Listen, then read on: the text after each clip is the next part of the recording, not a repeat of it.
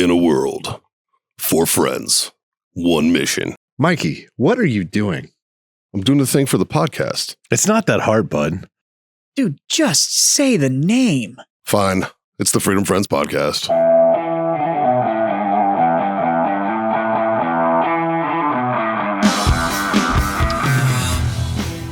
So let's not do that again. No, let's not. You know what? It's good to see you guys, though. Hey, right? There's only one of each of you. So that's pretty cool.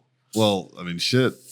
John time traveled, man. He thought it was 2 weeks ago that we did our car bomb episode. I did. I blacked out a week of my life. Yeah. Blacked out? It gave you a week of your life. It felt like Yeah, but yesterday for me. I don't remember the extra week I got. Here, use a I real think the lighter. battery's dead in this. It happens. That's odd. That's odd. Yeah. Yeah. So I get. Yeah. You guys got to watch. So me. should we kind of fill in our point of view of the last week's episode? I suppose. Well, Because I mean, like the viewers and the listeners got the episode, but I don't think they know any backstory behind it other than the fact of like Scott came up with an idea to do a podcast with Irish car bombs that he doesn't remember. well, we talked about. Did not remember that. I And think then we did. Yeah. And then by halfway through the podcast, none of us remembered anything anyways. Dude, I know that when I got home. Actually, I don't know much after that. I know that I got home. I know that I got home. No, I got home and my sitters were like, Do you know what time you got home? This is my favorite part because I have it marked in my phone via a text message of when I got home. I'd say like 8:30 ish. Oh, it's way before that because I got home at 8:05. Oh, really? Yeah, and you weren't even on the debate. Mikey, you probably got home about 6:15, 6:30. Because Yeah. I remember you had to leave at 6 and at 6:10. well, we started at 3 That's true. ish, That's true. and it was a 2-hour and 9-minute podcast. Yeah, I was supposed to leave by 6. and at 6:10, you were like, oh shit, I got to leave. Yeah. And then you So said- probably about 6:30 then. Probably. Yeah. When I got home, the sun was just starting to go down, and I thought it was midnight. Like it was still light out, and I thought it was midnight. Well, that explains why my fucking nap was so heavy. If I got home at 6:30 and I fucking sat down on the couch probably around 7. And you woke up at 10:30. Woke up at like 10:30 or 11. Yeah, dude. Like I was fucking out. No, you were hammered. Fucking A, man. Yeah. That was fun. That was a fun time. And what a good dude. Fucking Dylan is such a great guy, man. Like Yeah. that's cool shit. I learned something though. That 8 is the limit. Probably 6 would have been the limit. I learned that I love Irish car bombs, but I should have one every now and then, and not all of them once a year. Yeah. Yeah, I think it would be much better. Because I think I just discounted the amount of booze that's in one of those. It's just a lot of liquid. Well, it's a lot of liquid, but A lot of liquid. like we killed a whole bottle of Jameson between the 4 of us. You're welcome. Almost a bottle of Bailey's. Like, what's left in that? Can you see it? I mean, there's not much. Fucking hate. Like, why did they make it opaque? Jesus. Yeah, it's not much. Maybe a third. And what, 16 Maybe a Guinnesses? Probably a quarter. Yeah. Like, that's a crazy amount of booze. We were talking about it before the podcast. If But we, so you essentially you had a quarter bottle of JMO, 4 Guinness, and I don't know, a couple inches of Bailey's. and the whiskey I was drinking. And, in 2 hours. Yep. Yeah. Yeah. I don't know what percent Guinness is, but it must be. It's actually Bud Light is It's pretty low. Oh, really? has a higher percentage than Guinness. Yeah, Yeah. it's really low. Yeah. It's pretty low. wanna It's say also it's low. like- It's also lower carb. So I always love it when people are like, oh, it's too heavy for me. I'm like, No. fuck right off.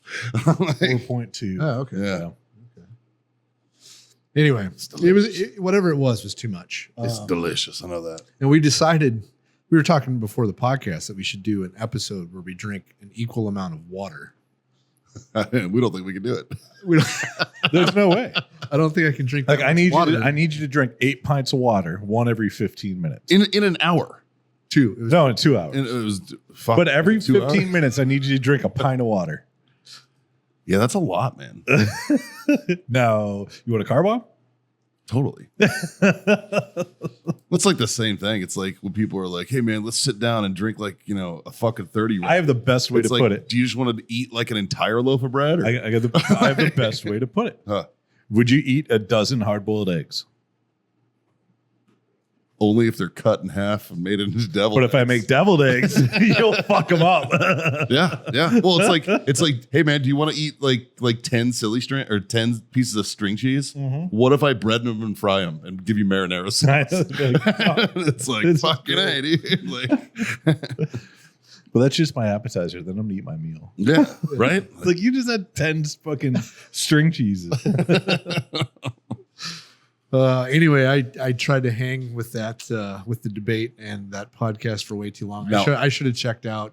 I did check out. You can watch me check out. I do it live on Like normally you say like, oh, well, I was there in spirit, or my thoughts were with you. Scott was physically here, but everything else that people say, his thoughts, his spirit, The thing is, that was gone. I remember That was in the other room. That was I in my remember house with me. I remember sitting here trying so hard to pay attention to what you guys were talking about. Yeah. And then I would like think about something to say, and I think I'd make it like this far, and then I'd just be like, "Fuck it," and then it just faded. I don't know. It was Another thing I want to touch on is I want to shout out to all of you who tuned in to listen to the live book reading on TikTok. That was fun. That was fun. I think we're gonna do more of stuff like that. I think it'll be fun. Yeah. My idea is that each one of us every week will go live on TikTok and read a chapter of Scott's book, except you. That we're gonna save that for in person, so you can do book signings. okay. Like that's, but something like that. But it's fucking so much fun, dude. Yeah, a lot of good engagement off that, and everybody seemed to enjoy it and thought it was funny. So that's fun. But yeah, my hangover, I was still fighting it during that live stream, I think. I was in the VA at 8 a.m. getting shots in my knees. The next day on Tuesday. Yep. How was that? Yeah. Well, they have to like take plasma. You're still bruised from it. Your veins were like fucking. I wasn't very hydrated. They were just. Yeah. So. Damn. Yeah, I wasn't hungover. I don't know how. When I spoke to you, I think you were still drunk. Maybe. I think you were just still like, well, that's the secret, right? Just I really keep your buzz going. Yeah. enough. I didn't have that bad of a hangover, Yeah. which I was surprised about. Considering how much we drank, I wasn't as bad as I My wife said she hadn't seen me that drunk in a decade. Wow. Yeah. So That's fucking respectable I numbers. can't say the same. no, John can't say the same. Huh. Fucking A. Yeah, that was very remnants of the beginning of the Freedom Friends podcast. That was one of those. I know that my babysitters, who are fucking saints, they're absolutely awesome. They they didn't mind saying I can only imagine. like, And they're like, bye, Mikey. See you in a couple hours. well, so it was the And then it's like, what happened? So, all right, so it's a whole family that Somebody watches my roofied kids, right? Like it's this whole family that watches my kids all the time, and they're basically like my kids' second family, right? They're great folks, right? Yeah. They're amazing. I'll just say the mom and dad. They're all adults, but the mom and dad, the dad works for HEB, and the mom used to work with my kids in school. Okay. Right? She was like a teacher's assistant, Yeah, right? yeah. So they have a really good rapport with her. Okay. Well, when she first volunteered, yeah, I'll watch the boys for you. We brought them over, and her two daughters and her son Yeah. fucking fell in love with my kids and are like big Yep, brother, okay, big done. sisters. Yeah. Yeah. So one of the daughters was at my house when I left for the show. Yeah. When I came back, because I was a little bit later than I said I was going to be, Yeah. the daughter and the mom were at my house. So I was like, hey. And I'm shit-faced. Yeah. And I was just like, thanks for watching them. Were they cool? Was everything cool? Cool. Like, I can't imagine it was very coherent, but yeah. Fun times. Yeah, we won't do that again. No. Oh, we might. Yeah, we might. Never know. We might do that again. But I do appreciate because it's actually premiering on YouTube as we record this right now. Yeah. I appreciate Justin's car bomb counters. It's a nice little touch, man. We were talking about doing like a the Freedom Friends reacts to the debate because I mean none of us remember it. You weren't there. I wasn't even here. Scott was. I wasn't even here. And I don't remember any of it. So Yeah. But all it would be like 45 minutes or however long it is of us just laughing Or Yeah. going, oh. as we're watching it. Yeah. Because there's no elaboration in it, whatever we're talking about. Because I have no idea What was the question? what would you tell your 13-year-old self? It's just because we watched the clip a minute ago. Yeah. Oh, I was really impressed there for a second, John. I was like, attaboy. No, that's only. No, reason. we just saw it. We just watched it. That was the main question. Oh, don't look at me. Fucking no. I mean, honestly, I was genuinely surprised. It was they talked about like what they would tell themselves. John and Dylan. Yeah. I didn't talk. And then they talked about like tipping culture and companies that survived COVID and how they went about it. And Oh, okay. like it spiraled into different conversation, but it was pretty solid conversation. Fucking A. Couple of slurred words. Look in at there, that. but- You on the TV. So I said I can't wait to watch it. That's fun. Anyways, hey, roll those things. Guys, it wouldn't be the Freedom Friends if we didn't talk about our number one sponsor, Warfighter Tobacco. Obviously, you guys have seen us all smoke them. We're here to talk about a quality product that everybody can enjoy. The great equalizer, as we've called it, the Warfighter Tobacco Stick. And it's not just cigars. They've got humidors, travel humidors, cutters, lighters, everything you need to get started on that journey. Check out warfightertobacco.com and use that code FTFO. Score yourself that sweet, sweet 15%. If you want to know my personal favorite, I'm a 762 Field guy. I like that Sumatra, real nice and even keeled cigar. Great for us beginner smokers, right? And I'm told that these taste even better when you're listening to the Freedom Friends podcast. Now, back to the show. This episode is brought to you by Grill Your Ass Off. It's no secret. We're all middle-aged dudes who love barbecue. Grill Your Ass Off is our main go-to for our spices. That's what we use, man. Whether you're doing burgers on the grill, steaks, or my personal favorite, a little bit of pork belly burn ends, right? They've got you covered on all of that. They also have salsas. They also have seasonings and spices. They got beer salts. They've got everything, man. Check them out. GrillYourAssOff.com/Freedom Friends Podcast or use the code Freedom Friends Podcast at checkout. And how? Yeah, it's like normally I want to watch the ones that I'm not on. Right. This one I want to. I didn't want to watch this one. I didn't because I knew how fucked up I was. I'm going to watch the car bomb episode because, I mean, like, I totally forgot. I started crying and shit on the show. Yeah, dick.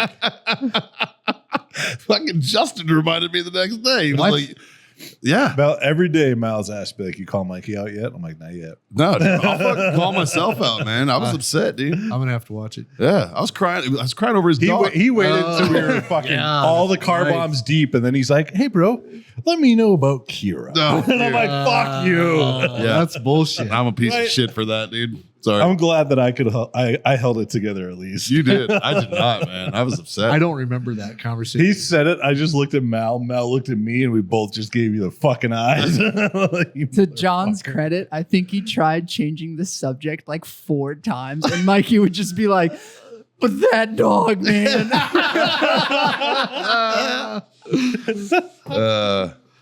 It's because I give a I care, buddy. I know. care so much. You yeah. Just a piece of shit. Yeah. No, that was the booze, not getting rid of the like our ability to be aware of how we Yeah. are Of anything. of anything. Yeah. I wasn't aware of anything Yeah. at the end of that one. I mean- it was holy fuck. No, but I mean, it goes to show how our conversations go. They jump all over even like literally like that is the closest insight to like us hanging out at a bar and our normal conversations. Yeah. Oh, I don't get that bad at a bar. Usually. You know, it depends on the bar.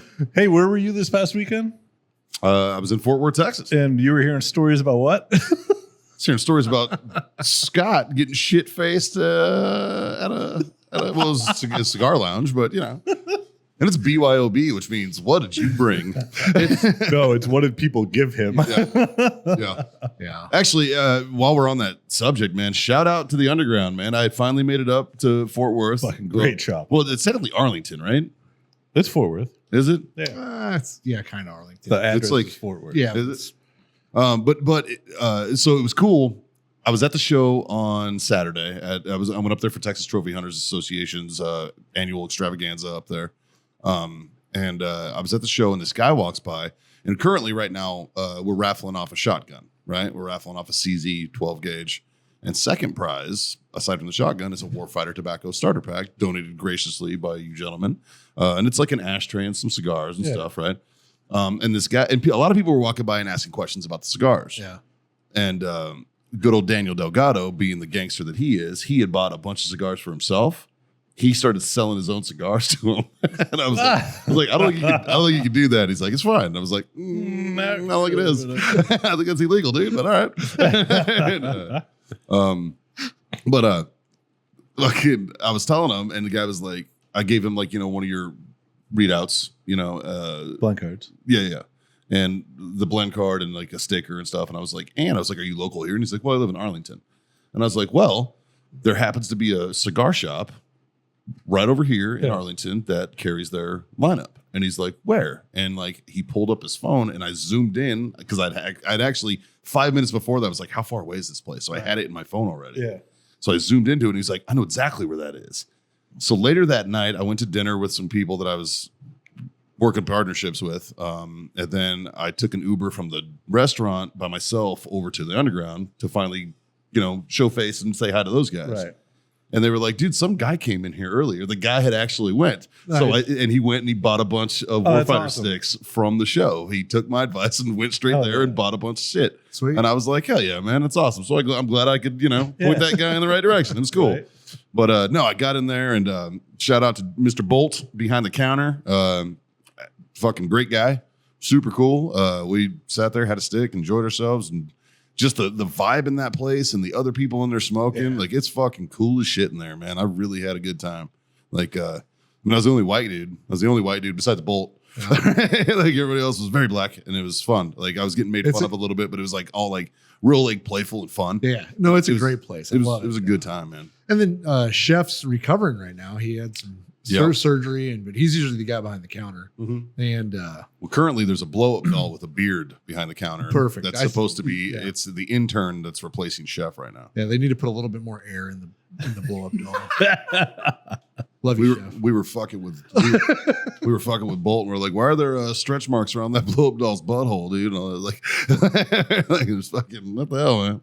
We actually just sent a care package up to Underground, and they have a group, a Facebook group, Underground Cigar. Yeah. And they're going to be putting up some pretty interesting things in there as small little fundraiser auctions to raise money for Chef. So they've been doing it, and for the past probably, a week or two now. Probably about a week, yeah. And then, so I took a picture and sent it to you guys. Yeah. And John Bolt had asked me, he's like, hey, can you send me that picture? So I sent it to him, and he put it on social media somewhere. I don't know exactly if it was in that group. Yeah. And I immediately get a text message and a phone call, and it was Forrest. Yep. Good old happy hooker. And he's like, bro, are you still at UG? And I'm like, yeah. He's like, I'll be there in 6 minutes. I fucking spaced out that he lived up there. Yeah. He literally, you can almost walk to his house from UG. Yeah, that's what he told me. And he's like, dude, like right around the corner. And so his lovely bride came over, and they all hung out for a while. And he brought me a bunch of presents because he's a sweetheart that he didn't have to, but I'm going to use every single thing that he gave me. It was cool as shit. Those tactical pens are pretty sweet. It's fucking dope. Yeah. The best bleeder tool ever made. That's what he said too. Yeah. It's pretty awesome. And he was talking about when he came down for 4th of July to your place. Yeah. Was hanging out, and he was talking about how he's excited when we're finally going to get to crack open the big bottle. Oh yeah, that'll be another one of those evenings. Yeah. No. Like I've come to the realization that the day I'm cracking that open that big bottle, I'm having 50 people in my house. That's it. I'm not fuck this 3-person bullshit. I'm gonna have 4. Yeah, 1.25 liters a piece. Oh,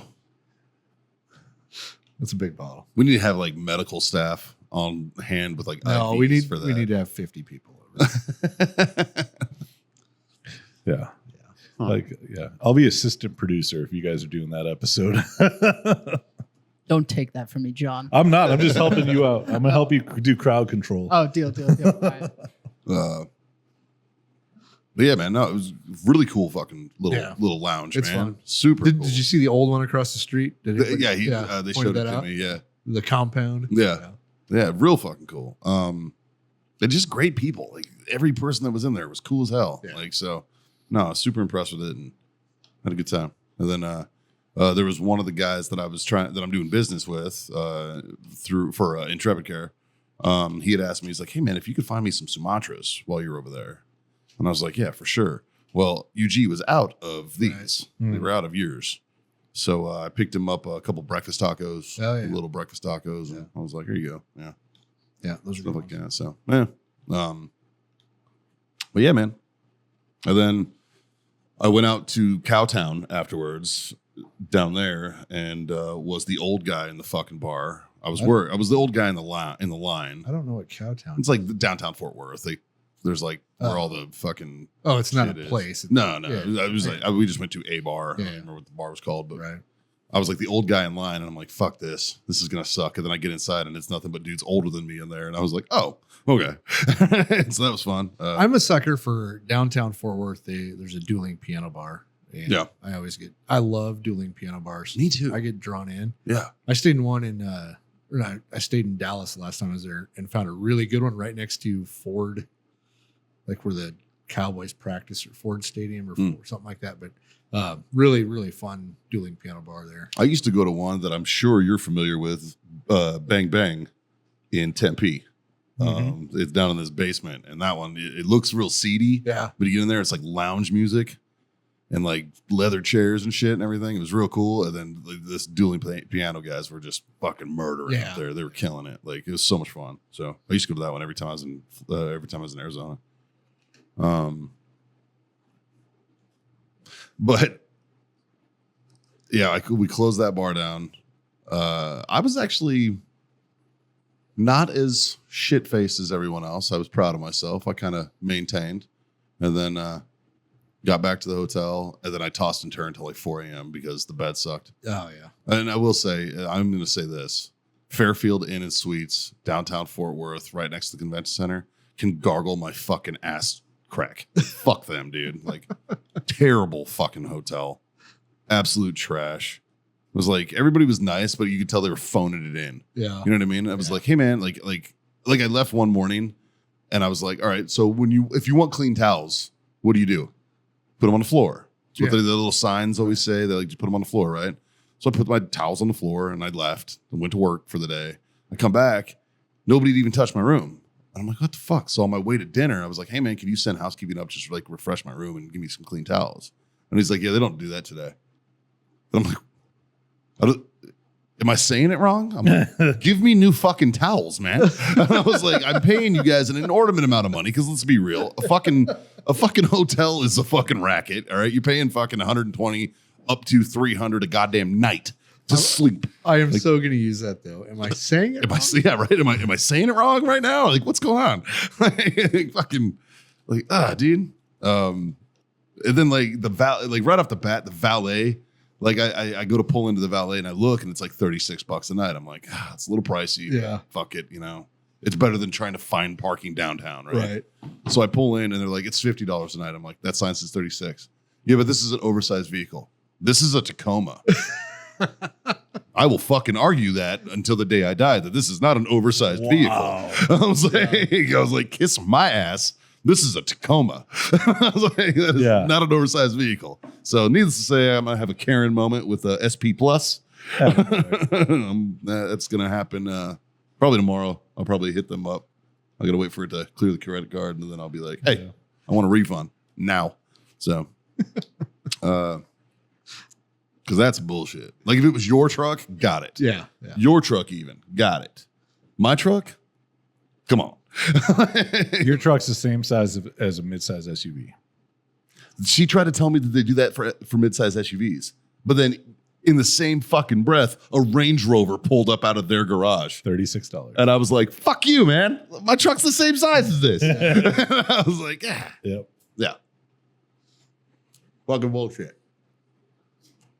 But I've said it before. I like Fort Worth, Texas a lot. Yeah. As far as cities go, I feel like it's got like small town vibes in a city. Yeah. Like I like that place a lot. Yeah. And for some reason, it's kind of like, remember that, you've watched the show Shoresy. Yeah. You know how like they're making fun of like how Burberry is like known for having just super hot women. Fucking Fort Worth. The talent pool is deep there, man. Like there is just there is nice scenery in that fucking area, man. Like every time I'm like, God bless them. Like, I don't know what the fuck they're putting in the water up there, but like, yeah, fucking just super, super good time up there.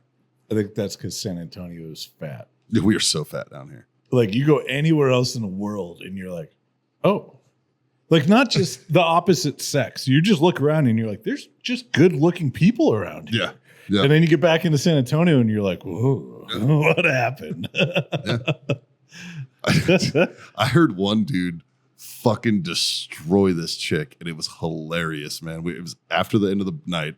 We're standing on the street. We're waiting to get a cab or an Uber, and I see this girl walking up, and she is like 6'5", well proportioned, looked good, just a fucking tall drink of water, right?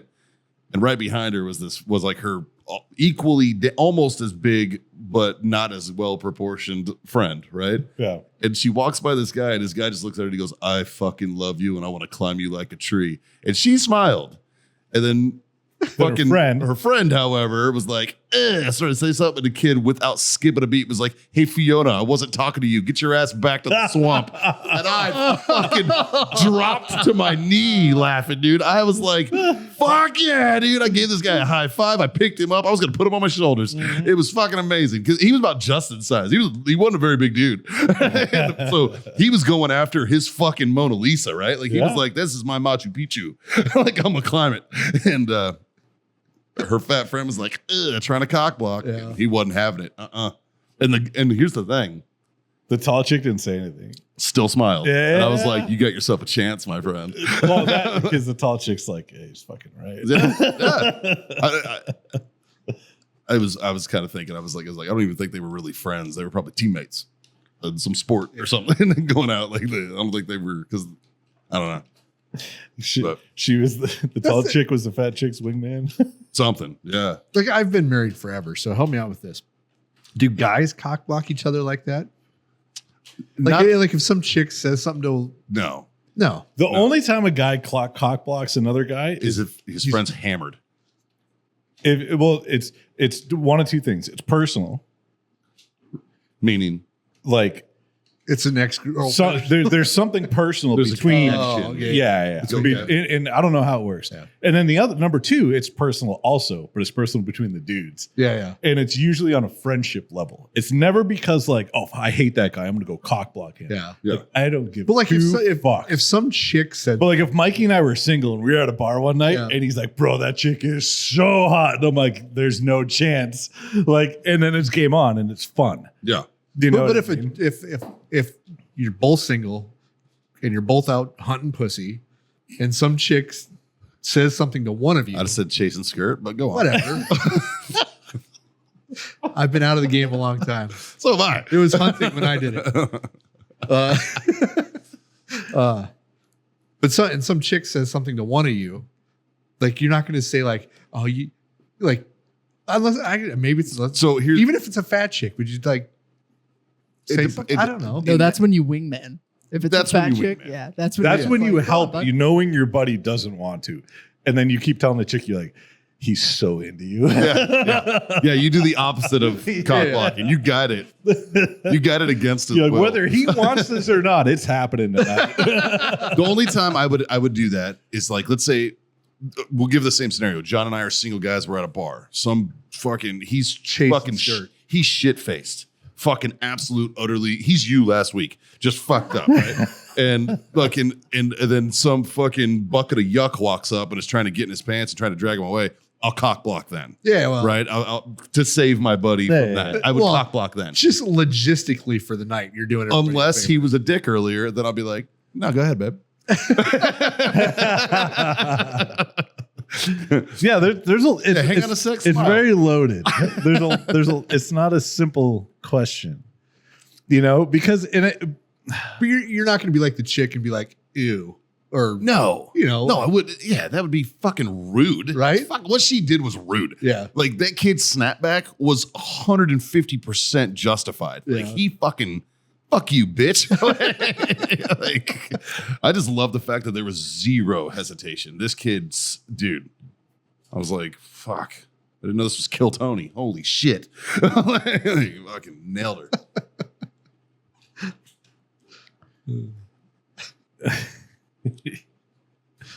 yeah. I mean, it's definitely situation dependent because For sure. like there's so many different scenarios where I would much rather encourage and help than Yeah. cock block. yeah, right. You know what I mean? And it's not because like I think it's good. I just think that's going to be an amazing story. Yeah. No matter how it plays out, you know? Like if it was hypothetically, Mikey and I are single, we're sitting at a bar, Mikey's sitting on some chick, and I notice that it's a lady boy. I'm gonna do everything in my power to make sure that happens. No, not just because it's you. In general, dude, you're going to ruin that friendship though. no, not at all. How? How? Yeah. Hey man, let me facilitate this rape. Oh, it's not a rape. Like, Not really rape. it's 100% rape if I'm fucking shit faced and I don't want to fuck a dude Where did the shit face part come into play? or fucking sober. If I don't want to bang a dude, Then Yeah, don't. but- That's on Yeah, you. yeah, then don't. But I'm gonna help. It's just the same thing. but you're gonna help this dude bang me. No. That's like if I He's- help when you're talking to a hot chick and you're trying to pick the hot chick up and I help. I'm not involved with you two in this. That's between y'all. I'm just helping. here. He's helping you get to the point where you find out it's a dude. That's it. What you do after That's all that I'm is trying on to you. do. Now, if you come back the next I day, misunderstood what you're saying. I think. if you come back, I'm not physically in there like helping throw. No, you're not gonna help me throw hip. I know that. But I'm saying, like if a guy was talking to Bro, you're really gonna work in your flexibility. if a dude was talking to a they them, and I know that dude is not into they them. Let's see them titties.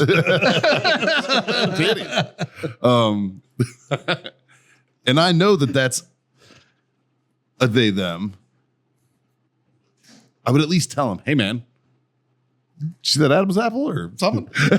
Like, you know, like, I'd be more subtle about it. I'd be like, they really want you. dude, they're trying to take you home. That's fun. but if you show up the next morning after this scenario and you're like, man, I had a great night last night. John's oh, fucking, all right. Learn something new today. Must have been a hell of an aftermarket body shop. Mikey, you gotta look back at when you're in the military. Them titties were awesome. Well, You know what I mean? yeah, and I remember situations like that. Well, I've told the story of broccoli on the But show you know, before. you know that there's situations where sober, right-minded, that should be a hard fucking no, and you should save your buddy. Yeah. Put a couple drinks in you in the right environment, and you're like, man, this is gonna be hilarious. Like, I have to make sure this happens. You've been there, I know you have. 100%. 100%. Mhm. Oh, fuck! I've been there a few times. Right? They're just And it's just like you see the car accident, and it's in like slow, 10,000 super slow frames motion. per second slow mo, and you're like, oh, I can change this. I can make this better. But you want to find out if it's going to be like a near miss, a fender bender, or a full on. No, you want Send like the you want like the the crash test dummies getting destroyed type. No, ending. I want Michael Bay level fucking action, man. It's just the world. Cars is leveled. flipping and just fucking explosions going nuts. The best. The absolute best. I think someone just walked in, Yeah. Okay. but I saw Dave walk that way, so I don't know if he's up there. I could be wrong. No, you're right. I saw him walk in too. I just thought Dave was up there. Yeah. Yeah. Everybody likes a good car accident. That's true. Nobody really wants to look away. No. You can't. You You can't don't look away. necessarily want it to happen, but if it's going to happen, you're going to want it. If it's unavoidable. I always like a good parade too. Yeah. So for advice for young fellas that are out there, if you Big like fan of the month of July. Huh? if you like parades as well, when you go find a bar stool or a bar seat in a bar, make sure it's en route between the bar and the ladies' room. Then they just walk past you all night long. Yep. Yep. For sure. When I was a door guy, one of the posts at this bar I worked at in California was right outside of the restrooms. Yeah. And sometimes you have to you rotate the posts. And Yeah. when I would sit there, me being me, I would sit there and I'd wait for girls to come out. As soon as they walked out, I'd be like, "Hey, did you poop?" and they'd be like, "What? No." And some of them would be like, "Yeah." I'd be like, "That's a keeper. That's a keeper." I could point them out. I could be like, "Keeper, fuck her, keeper." Yeah, she wasn't really into it. yeah. I'd just be like, 2 words. Hey, Yeah. did you poop? Amber Heard, R. Kelly. Yeah. Amber Heard, R. Kelly. I saw a chick this weekend that I saw the fucking that motherfucker isn't real lady. No. What? Yeah. She lives in Fort Worth. Yeah. Really? Yes. Yeah. Super hot. Was she at the show? Yeah. Nice. Yeah, she walked by and I was like, it was funny because like she was at the booth next to us. It was like a cooler company. Was she getting recognized? I didn't at first, but when she was like from me to Scott in front of me looking at me, I was like, oh. And I guarantee I did not hide my face. She was like, How old of a lady is this? She's probably 30. 35, maybe 30, early 30s. Yeah. Yeah. I wonder if she's related to Haktua. No. No. Mm-mm. Be interesting if they were. She's like a marketing executive or something. But up she's a there. realtor, I think. Something. I don't remember. Wow, no idea. But yeah, saw her. It's funny. Nice. Yeah, interesting. And then I'm going to be at the, I got to go to Camp Lejeune this weekend until Saturday, but then I'm going to go from Saturday. I'm going to go from the airport down to Don't drink the water. the one here. I'm not going to drink the water. Definitely not going to do that.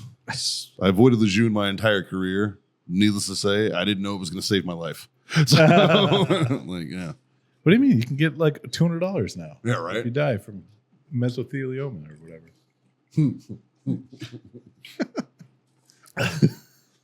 You can get fucking lung disease from water. If anybody can, it would be the water at Camp Lejeune, I'm sure. Jesus. That place is gross, man. Just Jacksonville, North Carolina is gross. I'm not a fan. Some people love it, man. What do you got going on in Lejeune? One of my mentors from the Marine Corps is finally fucking retiring, man. My master sergeant, my last unit, is retiring as a master gunnery sergeant after 30 plus years. And yeah, man. So I'm gonna go fucking shout out to my boy Nick LaBeouf, man. Yeah, I'm gonna. Old Freeman sent me a text the other day. Which one? Chris Freeman. Yeah. Oh, he texted me too yesterday. Let me find. So he sent me a picture of this dude who used to be one of my platoon leaders, who's now a colonel. No shit. Yeah. Huh. That That's was cool. interesting. Who? I showed you. Oh, yeah. Yeah. I think it was a scout platoon. But full bird colonel now. That's funny. Fucking promote everybody if they just stay in long enough. Fuck. Not true. The guy, the captain who demoted me, I saw him 15 years later. He was still a captain or something. Oh, well, fuck that guy. Oh, that was at Shot Show. Yeah. That was a great day.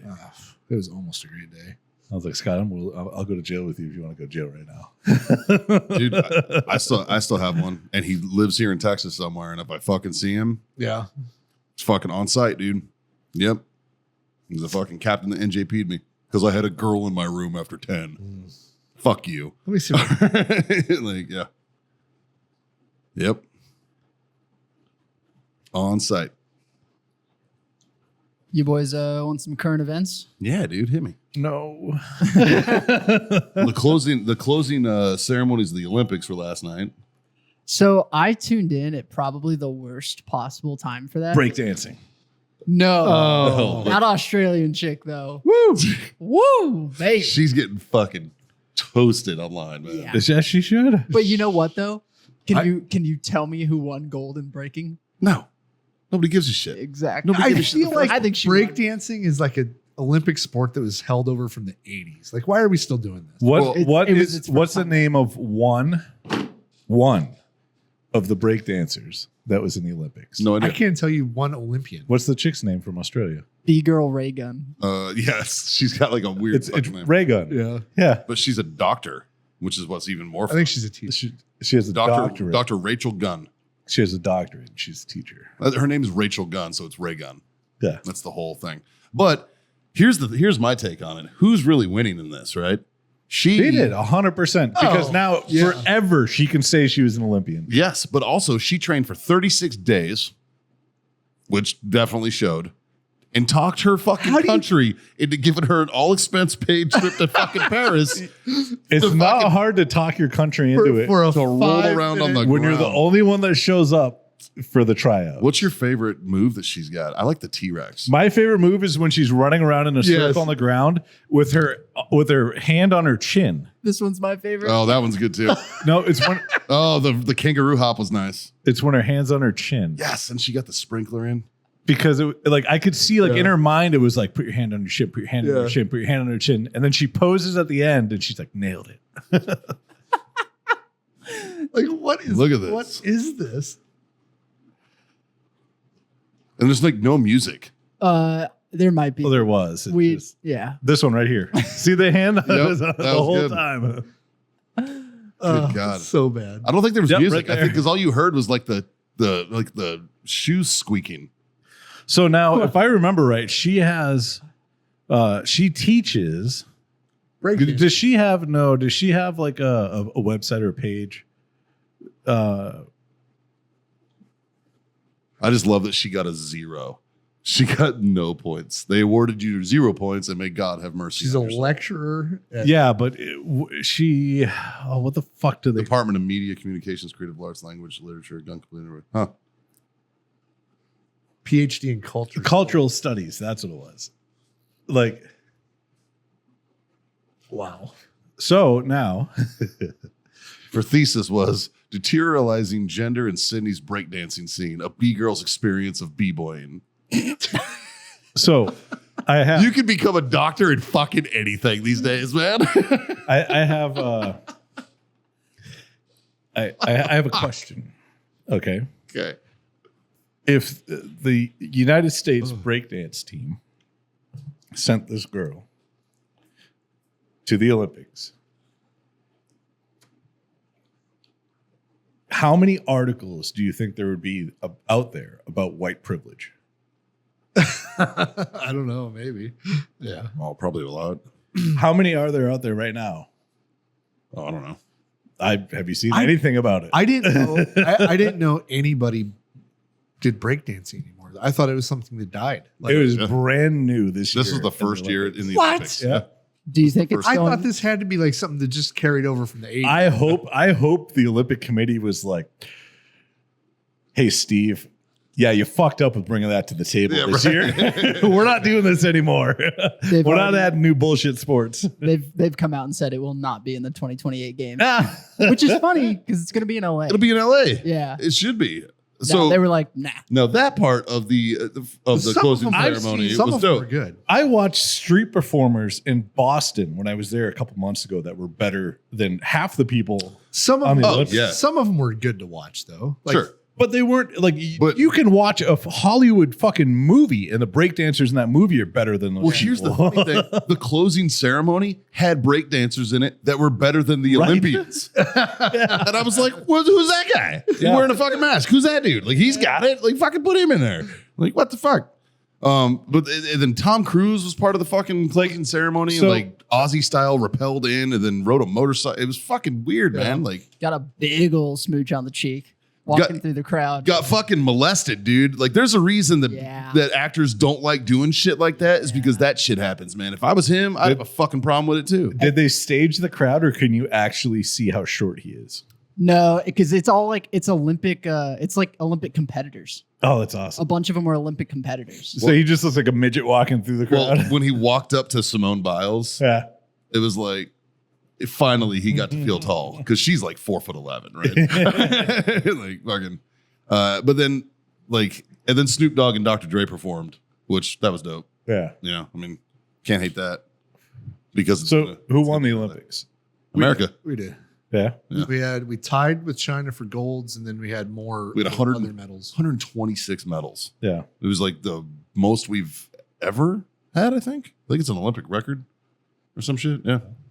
There is a controversy over one of the artistic gymnastic medals over a bronze. What's her name? She's from Texas. Yeah, it's I can't remember. I don't remember the controversy. Like the committee said that she challenged. There was a challenge, and at first they were like, "Yep, the challenge was in time," so they gave the medal to her. They took the medal from the other girl and gave it to her, and then they were like, "Oh, just kidding." They Jordan took it back. Childs. Jordan Childs, yeah. She's funny as shit. She's good to go. She is. And they took the medal from her and gave it back to the original person. And then now USA Gymnastics is like, fuck that. And there's video evidence right here that shows that she was right. And so there's a bunch of back and forth with it. And it's like, dude, what the fuck, man? Like, Yeah. So if she gets that medal back, it's still just a bronze, Yeah. but yeah, we tied China for golds Yeah. at 40, right? Yeah. So apparently, the reason it was stripped, the court of arbitrators, blah blah blah, saying the appeal came 4 seconds beyond the 1 minute time limit for scoring inquiries, Yeah. and I believe it was because the judges fucked it up, and Yeah. then they appealed it, and they were like, "Oh, you're right, fixed it. She got a bronze medal," and then went back and checked, and were like, "Oh, you actually took 4 seconds longer to tell us we fucked up. So now you don't get an Olympic Yeah. medal." And I'm like, in what world was someone like, we should stick with that decision? It's the person that they Right. took the bronze away from. Their coach was like, no, you were late. Yeah. Yeah. I mean, Rules are rules, I Yeah. guess. rules are rules. But now there's like evidence that she wasn't late. And so it's a fucking shit show. There's I a don't thing about a runner, a female runner. Fuck, I think she was from China. I can't remember. But she had a false start. And like clear as day, false start. And then she went and complained to the judges, like hardcore, aggressively complained. So instead they disqualified her, then they didn't. And then they just said, fuck it, we're just going to run the whole thing again. So they ran the whole thing again, right? Yeah. And they tried to disqualify the person that was next to her also. And then it because that turned into a thing. So they're like, fuck it, we're just going to run it again. So the chick who did a false start and the chick that was next to her was supposed to get disqualified were like the two that were supposed to be leading the race anyways. And so they reran the race, and the chick from China, her teammate actually won. The chick from China came in second, and the other chick came in third. Then after the race, they disqualified the chick who did the false start, even though they said she wasn't, and then let her run again. She finished second. Then they disqualified her. So then the chick who got third got second. It turned into this whole fucking thing, and everyone was pissed and yelling and screaming. It was funny. I don't know. I'm still upset that the Olympic Committee allowed a fucking kid rapist to fucking compete. Like, Did you see the women's boxing championship? yeah. So like, So the best part is I still haven't watched any of the Olympics. All the shit talking is just from shit I see on Twitter. so here's the thing with the boxer chick, because it is a chick. She's a biological woman. Well, it depends on She's got a well. depends on what you read. So she's got a genetic anomaly. All right. She's probably a hermaphrodite, right? That's probably what we're talking about. Sort of, but she's got lady parts, all right? She has a vagina. She was raised as a girl. She was born as a chick. Yeah. When they did genetic testing, they're like, she's got XY, Right. which is male stuff, which means in utero, she never developed a dick, but Right. probably should have, right? Right. So here's the question. It's like, that's because you can't hold it against her. It's not her fault. No, but it's still a dude.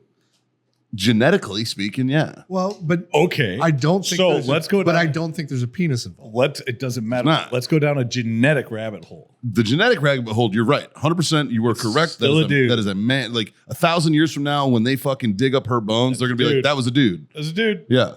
As a That's dude. true. Yeah. Well, But this isn't her fault. So that's why it's like, It's- fuck, man. Okay. Like, it's So- not like she didn't choose to be trans. You know what I mean? She didn't choose to cut her dick off. She was born without a dick. So what is So- a constant in this entire I thought it was the penis until now. thing that's going around in the world? Now I'm just confused. Well, No, because they cut it off. No, but he's No, right. I don't think. Here's no. No, but just saying though, Oh. if they cut it Yeah, off, but that's a different scenario. Here's my thing though is Right. she does still have a genetic advantage because she produces testosterone. that's just saying. It's the same thing as taking So steroids. the only constant across the board in Except all of this not. Yeah. that's going on, especially when it comes to competition and women's sports specifically, Yeah. if genetically they're not a female, they shouldn't compete in that sport. I don't know why it is such a difficult thing to figure out. Yeah, but if you're born with a vagina, That doesn't no, matter. but I'm saying when do you get your first genetic test to find out you're actually a guy? Like at the beginning of the when you Olympics? realize Like, know that what I you mean? are Like, destroying everybody else in the entire sport that you're playing. this case is a little more confusing. That's my- that's my- that's what But where that's what I'm I'm saying. at. So this is a in- more, this is in a order- more muddied water. In order to make it less confusing, there has to be a constant that is the standard across the Yeah. board of whether or not you qualify to be in this sport. a control.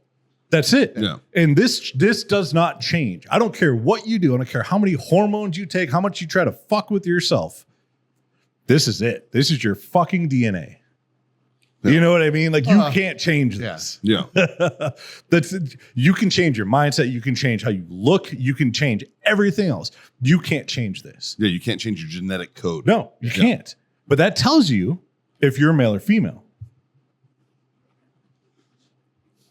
based on the amount of like It's supposed you can to. argue it with me if you want, bro. that's- No, I'm just saying. well, you're not wrong. But have you been genetically tested? I also haven't tried to do something in a sport that I don't look like. No, I. Dude, if it came out that I had XX, I'm immediately joining the Olympics. I'm gonna fuck some bitches up. What sport are you playing? Yes. All right. I'm gonna turn into Bruce Jenner. All right. I'm gonna The problem with your- decathlon the fuck out of it. If I applied your theory to me, I still wouldn't win anything. There's a lot of shit I would still lose. That'd be the best part. Is you 100%. No. I would be like boxing done. Yeah, Fucking, I'll get fucking. I'm laughing at your ass whoop. and I hope a woman Olympic boxer would be able to destroy me. I've never boxed. Like, Dude, do you know how hard it is to box with a boner? It's fucking hard. I've never boxed without. I've never boxed.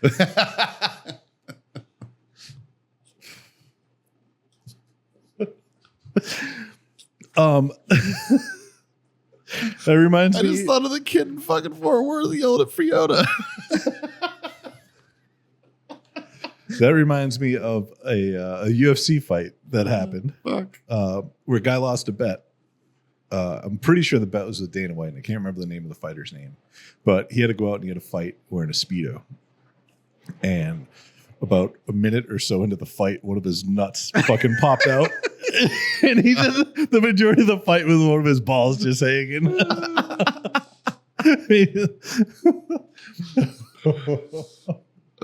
Fuck. That dude does not need genetic testing. No, he's well aware. He's- He's well aware of his standing in his chromosomal world. Yeah.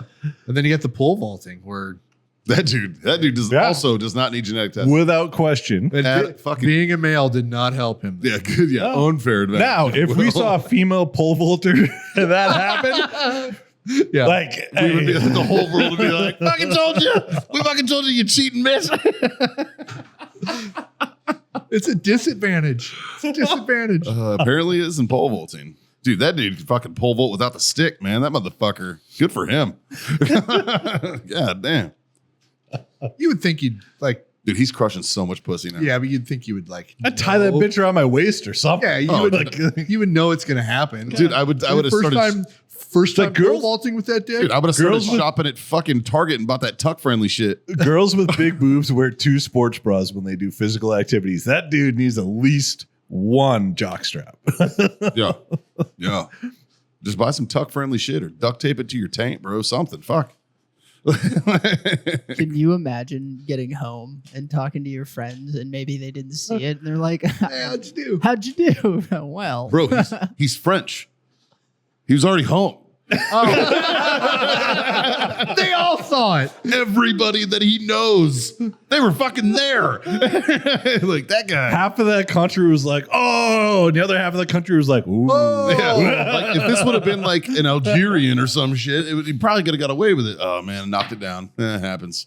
You know what I mean? Like, but no. In France, How did it work out? Oh, his body hit it. yeah. I did love that we got to beat the French basketball team in France to get the gold. That was Yeah. Barely, right? Barely Yeah, though. it was. you're not, yeah, Wait. but hey, a win's a win, right? But yeah, that was. They that don't was ask how, they ask how many. Weren't they down by like 17 or some shit at one point? we Yeah. we the U.S. basketball team started every first quarter down by I think it was like at least like 5 or 10 points. Yeah. And then, like, I guess the other team just fell off, or we just pulled our shit together. The fucking hangover wore off. But I saw some fucking bullshit pundit talking about how this fucking USA basketball team was better than the 92 Dream Team. no, And I was like, no. these motherfuckers can't tie the fucking shoes of those guys, dude. Like, Yeah. fuck off, man. This LeBron James shit. He's phenomenal at basketball. He's a fucking douchebag, but he's phenomenal at basketball. But is he Michael Jordan? Absolutely not. Like, he's just not. Numbers wise, They need to stop people saying can that. numbers wise, people can argue it. Personality and presence wise, no fucking chance. in In hell. game changing ability, though, you know, like I mean, Jordan. And Yeah, but I mean, was the NBA as a whole as good back then as it is now? it was more physical, faster, fucking like Yeah, but like, dude. if you take the like Bulls from back in the day and put him up against I've heard the argument that you could take Jordan and put him in modern day NBA and he wouldn't perform as well. But you could put LeBron on the court with Jordan and his boys and he wouldn't. Like they're so drastically I don't know different. basketball. I think to be honest with you, it's almost like completely different sports. Yeah. Because like the NBA now is so much more ticky-tacky when it comes to foul calls and everything. yeah. Whereas back then, and it there's was like- flopping and shit now and Absolutely. shit like that. Yep. Whereas Yeah. back then, Larry Bird would fucking catch an elbow and be like, "No, So- you didn't see the foul? You know- Cool, didn't see the foul. Let's go." The easiest way for you and I to understand this, and maybe a handful of listeners, but not a lot, is PRS, Precision Rifle Yeah. Series, right? The first year that we shot PRS, we went out and we had a rifle, maybe a bag, Yeah. right? A rear bag.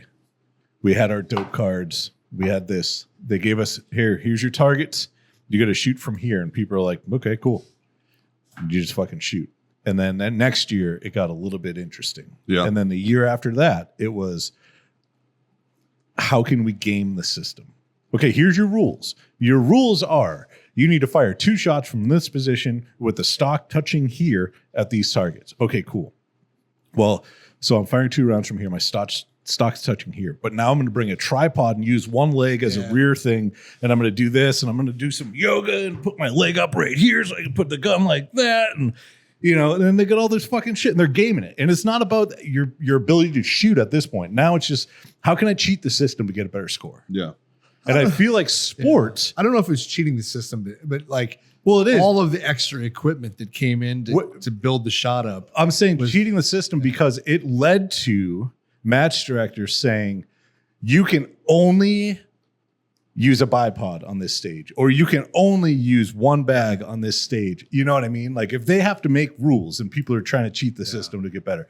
But I feel like sports over the course of time has evolved in a similar way where it's not that people are getting better or worse. They're trying to figure out how to get around the rules of the game to make their team. Yeah, like I know football a little bit better than basketball, and football has definitely changed. But they do the same way thing. you can tackle and how. But For sure. even just look how timeouts are used Yeah, today versus 20, 30 years ago. yeah. Yeah. You know, look like- how certain the people will, teams will what's the word I'm looking for? Directly use a penalty because it'll give them X amount of time to be able to set something else up to be able to do Y. Yeah. Where 30 years ago, they're like, cool, run this play. You know what I mean? Like, Yeah. we don't give a fuck about time. We need to move the ball downfield. You Yeah. know? Well, and like, Baseball- well, baseball's another good example is fucking like Nolan Ryan. Nolan Ryan would pitch full fucking games, Yeah. 200 fucking pitches, one shit, and then 2 days later he'd be pitching again. Right. You know what I mean? Whereas now it's like, no, you Like, get, oh, we had get six a- pitchers in this last yeah, game. you get 100 pitches for your starter. If it's at the 4th inning or if it's at the 6th inning, they Right. pull him. Da da da da. He's not allowed to pitch for another fucking week and shit like that. I mean, Well, it's just different era of sports. A lot of man. that in baseball is all like clubhouse dependent, but MLB this past year had like their biggest sweeping changes where like if you've watched baseball in the last 10 years, you'd see where like first, second, shortstop, and third base would all be on one side of the field. Oh, 'Cause for the shift. the guy hit there 95% of the time. Right. Now they changed that. Second and shortstop can't cross the other side, and the infield they can't shade so much anymore and everything. And now that's hiked up the numbers of base hits insanely. They changed the pitch clock so a guy can't go fucking 30 seconds to a minute in between pitches, and the players weren't happy about it. And there's been a few more injuries. But baseball as a whole is so much better now because people get hits. It doesn't take forever. Like, But now you're going to have people who are excelling great in this kind of baseball. Absolutely. All right. Yeah. And it'll be like, oh, he's got fucking Babe Ruth numbers. And it's like, no, he fucking doesn't. No, he doesn't, because he's not playing the same game. They changed the rule of the game. And I think but I don't think there's anything wrong with being like in this era of baseball. This is its whole era. And But- it's the same thing with basketball, football. Like there's different eras. But in baseball's case, I don't think baseball would have been around for much longer if they didn't do It's going to have to be like, he hit, like when they induct people in the Hall of Fame, they're going to have to be like, this was pre-2024. This Absolutely. was post-2024 season, shit like that. Something like, 2023 season, right? Yeah. Well, now next year, they're already testing in the minor leagues where coaches can challenge ball and strike calls. They have like the Oh, God. the Hawkeye system, which NFL just introduced this year. So basically, a coach can be like, oh, that was a strike 3 call. I'm going to challenge that. And then they go to the review and they're like, no, it was a strike or it was actually a ball. And I'm okay with that because I'm officially at the point where I'm like, fuck the umpires. Well, it's bring 'cause in the goddamn robot. The umpires have gotten trash Yes. the last few seasons. What's fuckface's name? Angel Hernandez. Angel Hernandez. He finally retired. Fucking thank God. Yes. You know, that he's plagued the sport of baseball for fucking 20 years. What's sad is he's not even the worst. He's not. Yeah, it's crazy. You know, like, I mean, Yeah, Yeah, but you could have a computer replace an umpire. 100%. yeah. Yeah. I mean, I don't know. Fucking. I mean, you got to think about football. You know, you challenge within the last 2 minutes. It's got to be a booth. You know, Yep. every score has to be a booth review, Mhm. shit like that. Like, I mean, and that's to keep it fucking honest. Absolutely. You know, like, I understand that. And I you used know? to like the fact that like the umpire, like it was one of those where it was like I can do everything right, but the umpire is that unknown factor, and you got to play around. Do you think that, but sports betting? a huge is huge wild. reason? It's Absolutely. the sole Yeah. reason. Without all a this doubt. shit Yeah. changes. Yes. Well, and It's not like, safety. I was a catcher No. when I played baseball, right? I was Yeah, we know. yeah, all right. But like catchers frame pitches. Absolutely. You know what I mean? Like, so if it's on the corner and I don't want it to be on the corner, I'll fucking you So- know, I frame that pitch. Well, the umpire's looking at my fucking glove. Yeah. You know what I mean? If he calls it a strike, even though it wasn't, well, that means I did my job as a fucking good catcher, framing that pitch for my pitcher to get the W. Absolutely. Right? Like, if they start bringing in challenges to that, that makes that fucking skill set much harder to use. 100%. You know what I mean? Yeah. But that's part of the game, man. Yes. Like, that's always been part of the game. Mhm. You know, it's like, But they've already seen it now. So like on a curveball, right? Instead of framing where you catch it and move it where you think it should go, now catchers are getting to the point where if it's a curveball and it's coming top down, right?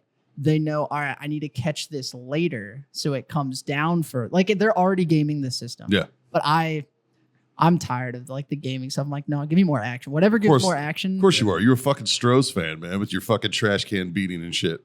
I don't. We just swept the fucking Red Sox this past weekend. know. I enjoyed every second of it. No, fuck you.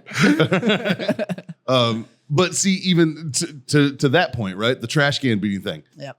I didn't get mad at that. Well, the Yankees did it. It's a couple part years before that, but it's part of the game. Absolutely. It's always been part of the game. Absolutely. You know, it's just like, oh well, fucking steroids. There was a steroid season, and like they're trying to take away Barry Bonds' accolades. Yeah. And it's like, fuck you.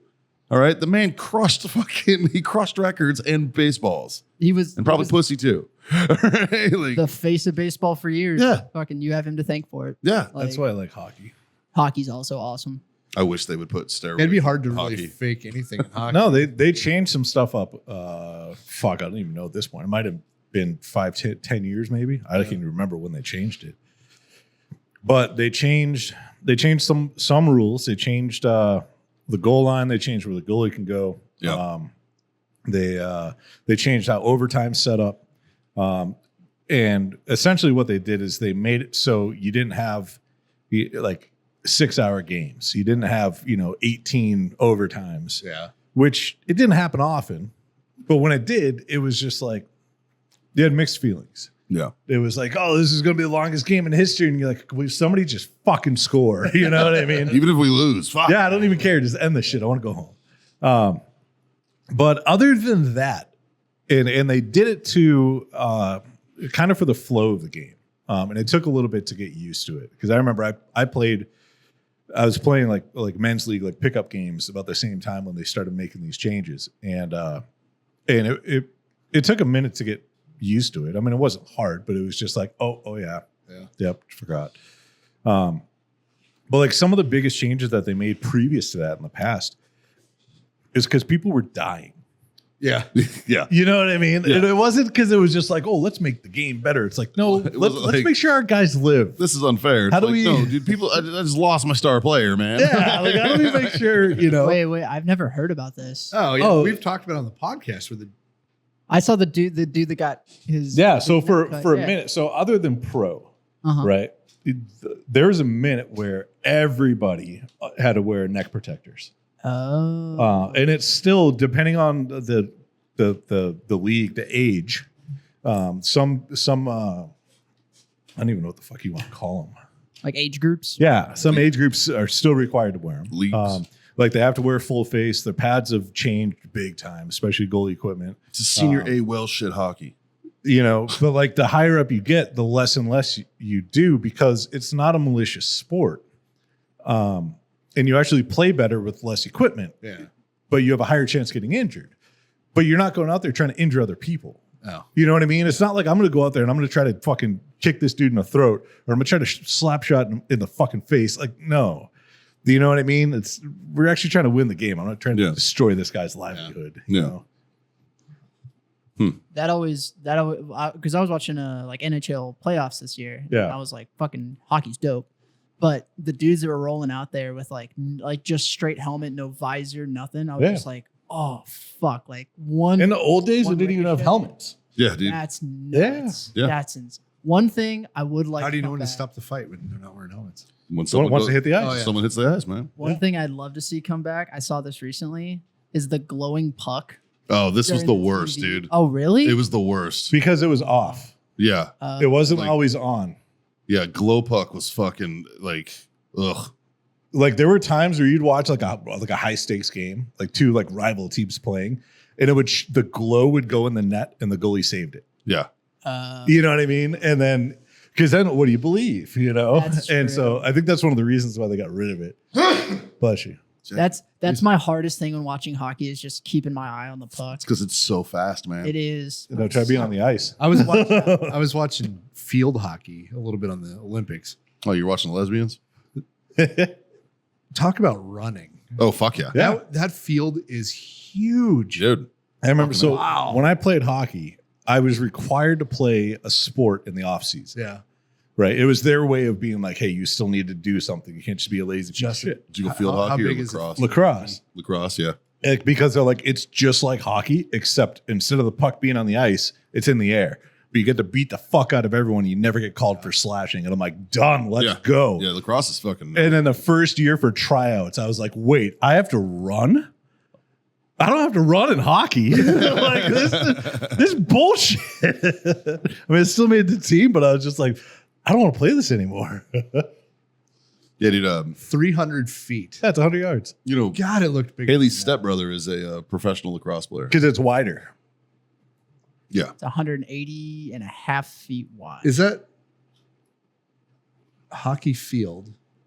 Is that same as field hockey, or is this? Yeah. yeah, it's No. same as field hockey. The hockey's a rink, not a field. Well, I understand that. And there's circles and lines. Yeah. Okay. I appreciate this website because they have it in meters and then feet. Hey. Hey. Like, God, it looked we'll bigger. do 2 websites for the fucking. It looked It looks bigger. bigger because they're all. Probably, yeah, probably. Yeah. Yeah, Haley's stepbrother's a pro lacrosse player, or was. Yeah. And yeah, It's such a fun sport. it's fucking. It's so fun. The only thing that sucks about lacrosse is the Right. amount of douchebags that play it. You have to be. They're such fucking cokehead douchebags. You have to be. It's huge in Maryland. It's like the sport. Yeah, it's an in East Maryland. Coast thing. Yeah, Yep. it's huge there. Which is Do you see weird. lacrosse in Texas? No, No. but you know what's weird is that it originated from a Native American game. Mhm. You know, and it's like wow, really fucking Maryland, PA, fucking I want to see. not Wyoming and fucking like Arizona. and Nobody shit. lived out there back then. Yeah, that's true. That's true. I want to see a big handball surge here in the U.S. soon. No. That shit looks fucking. We need pickleball in the Olympics. No, Ugh. pickleballs. See, that's another game where It'll happen. people have fucking figured out how to make it boring. I'm like, it's so lame. Handball, on the other hand, that shit's dope.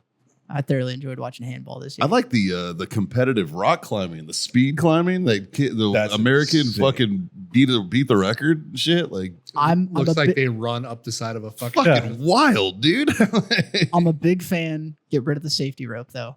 Right? Make the stakes higher. make it real. Yeah, Make it real. Do it over water. Yeah. Do it over the edge of a pool. sure. Yeah. Yeah, like at those water parks where they have the Yeah. rock wall on the side of the pool. Fuck I'm dude. fucking down for that. I want to see someone just fucking slip and go in like. Well, half what you upside do down. is you like combine 2 sports. You combine the diving and the rock climbing. So you got to climb to the top. You gotta hit the and then- buzzer and then do a double gainer and with do a 2 fucking- twists. and then enter it perfect. And it's like, bam. Speaking of that, do you see the Synchronized diving? Chinese diver, the chick A fucking that like missed the water when she dove? What? Yeah, she dove and she went in, and the water like it was like Moses was there, and it was just like, and just moved the water, and she went in and he moved it back, yeah. like not a ripple, nothing. Yeah. Like it was just like It's one of the greatest. They were just like, dives that what the? anybody's Like, ever every seen. single judge How is- was just like 10 out of 10. Yeah. Like, How is fucking that? nailed Yeah, it. look that up, man. I want to see that shit. That was insane. Yeah, that was wild. And I think she's only like 17. Did you see the Chinese synchronized diving? Yeah, it looked like one person. Fucking A, dude. I was like, This chick. these motherfuckers. Yeah. Perfect 10 at the Olympics. So What? That's it. I like their faces. When they Oh, zoom that's into so their great. faces, the best. Ready? Whoop. Zoom. Nothing.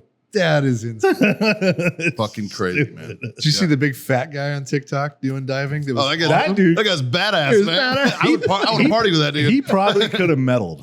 Fucking A. You know what I mean? Like he would have been a solid bronze or silver. Yeah, that guy was solid, man. I've never, I mean, fucking For a big boy, he's got the moves. Tommy Boy when he was fucking doing the dirty dancing on Saturday Night Live. That's That was the best. It was one of the best skits ever with Patrick Swayze. because he was better.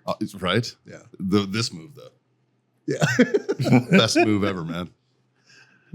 Best move ever. Flag football is going to be making its debut in the 2028 games. Okay. Dude, let's just bring in fucking NFL into it. Oh, without a doubt. Let's just do it. Yeah. Let's put fucking full contact pads, fucking football in the Olympics. Why don't they do rugby?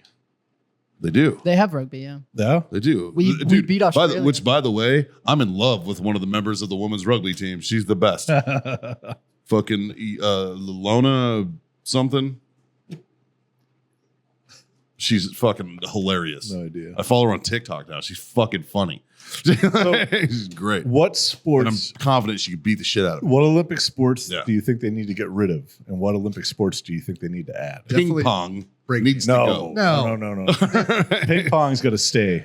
Ah, Yeah. disagree. Why? It's ping pong. Yeah, but Yeah, but those dudes are crazy. it's like, yeah. I don't know. I watched badminton for the first time. Those dudes can fucking like their fast twitch shit is insane. That's another one I think is a little weird. Yeah, I mean, yeah. If I it mean, went, some I'd of, be like, don't be wrong. There's redeeming qualities to everything that's in the Olympics for me. Like even ping pong, but does it need to be an Olympic sport? I don't know, dude. Like You've never seen Balls of Fury, I have. and you still don't think it should Ping be an pong. Olympic sport? Whereas the Chinese call it ping pong. Yeah. I was thinking of a sports the other day. We should get a archery target that's a dartboard, Okay, Well, that'd be fun. dope as right? fuck, dude. Like at 50 yards and big fucking, That'd be really fun. and you can play Play a darts. game of cricket. Yeah, you'd probably have to get two but that'd be fun, right? Fuck yeah, it would. Yeah. It'd be a blast. baseball, softball, lacrosse, and cricket are also going to be in the 2028 games. Really? Yeah, Baseball should be. I totally. agree. It's a global sport. Yeah. See, Yeah. I want if they can explain cricket. I mean, Dominican masses. Republic's gonna fuck everybody up. if the Olympics can explain cricket to the masses and get them to understand it, I'm okay with it. The fucking USA team came to play this year. Do you still know how to play cricket? No, So that's what I mean. Like, I have no idea. I had a. So I don't know if they win or they lose. Like, one how, of my- how one did of they my score? Marines- What just happened? One of my Marines in Fallujah was from South Africa, a South African kid. And he tried to explain cricket to me over the course of a fucking extended deployment in Iraq. No. We had like classes on cricket. None of us. We're all like, nope. I know there's a widget, and if you knock it down, you're out or some shit. I don't know. Like, Well, fucking- the part that blew my mind the most is the guy with the bat or with the fence post, whatever the fuck it is they're using, because it's cricket. only It's cricket bat. it's flat on one side and rounded on the other. Yeah.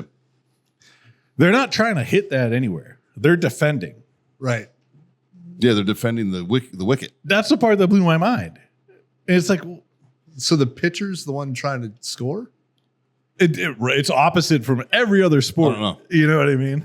I'm not even going to try. But how does he score? Does he score when he hits it? Does he score when the batter hits the ball and the guy catches it? Is that a score? Or does it only score when the guy hits it? But why does he run back and forth so many times? What does that mean? I don't know. I don't know. I've never understood it. No. It's like Aussie football. I don't understand Aussie football. And people are always like, it's like rugby. No, it's not. No, it is not. It's different fucking rules. There's different rules. Rugby, I kind of understand. Yeah. You know, like I could probably get into rugby, right? And I respect rugby because it's fucking legit. Yeah. You know, but yeah, I don't know. I don't know, man. What are we at on time, buddy? We're about an hour 15 right now. Yeah. Y'all want to cover the one thing that the internet's kind of exploding over right now? Oh, probably not. Probably not. What is it? Donald Trump's back on Twitter. hey, Yeah, so his last post was from August 24th, 2023. It was this fucking mugshot. Yeah. Oh. And then before that, it was him saying he wasn't going to the inauguration in January 2021.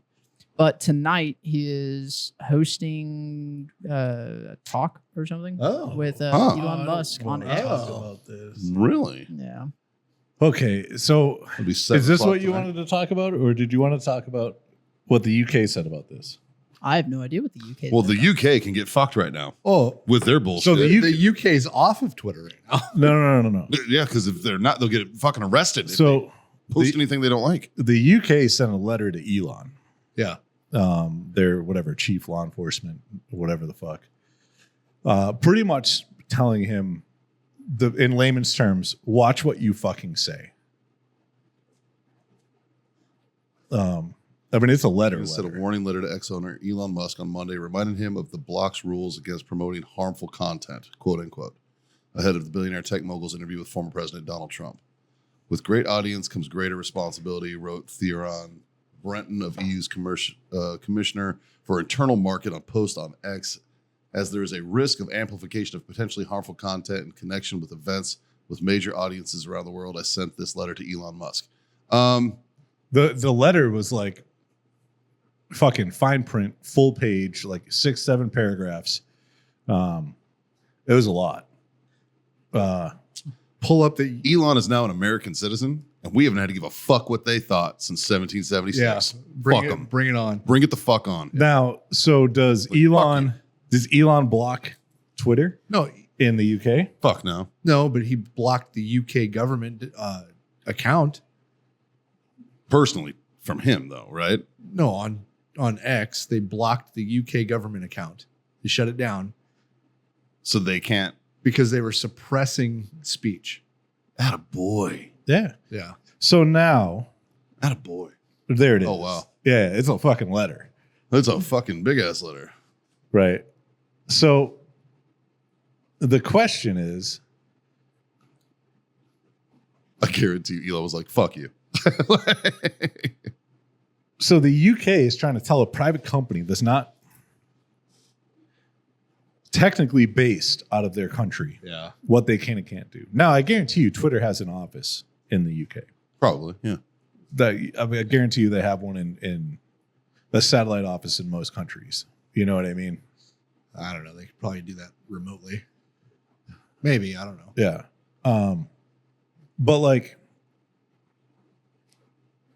What are they going to do? Just say like, hey, you can't allow Twitter in the it depends. Like, In my opinion, it depends on how X is structured in regards to the UK. Yeah. If they're operating as a business in the UK, then they have to follow UK laws. Hey, listen, if I can't watch Pornhub in Texas anymore, the UK can get fucked. All right? Vote. Like, yeah.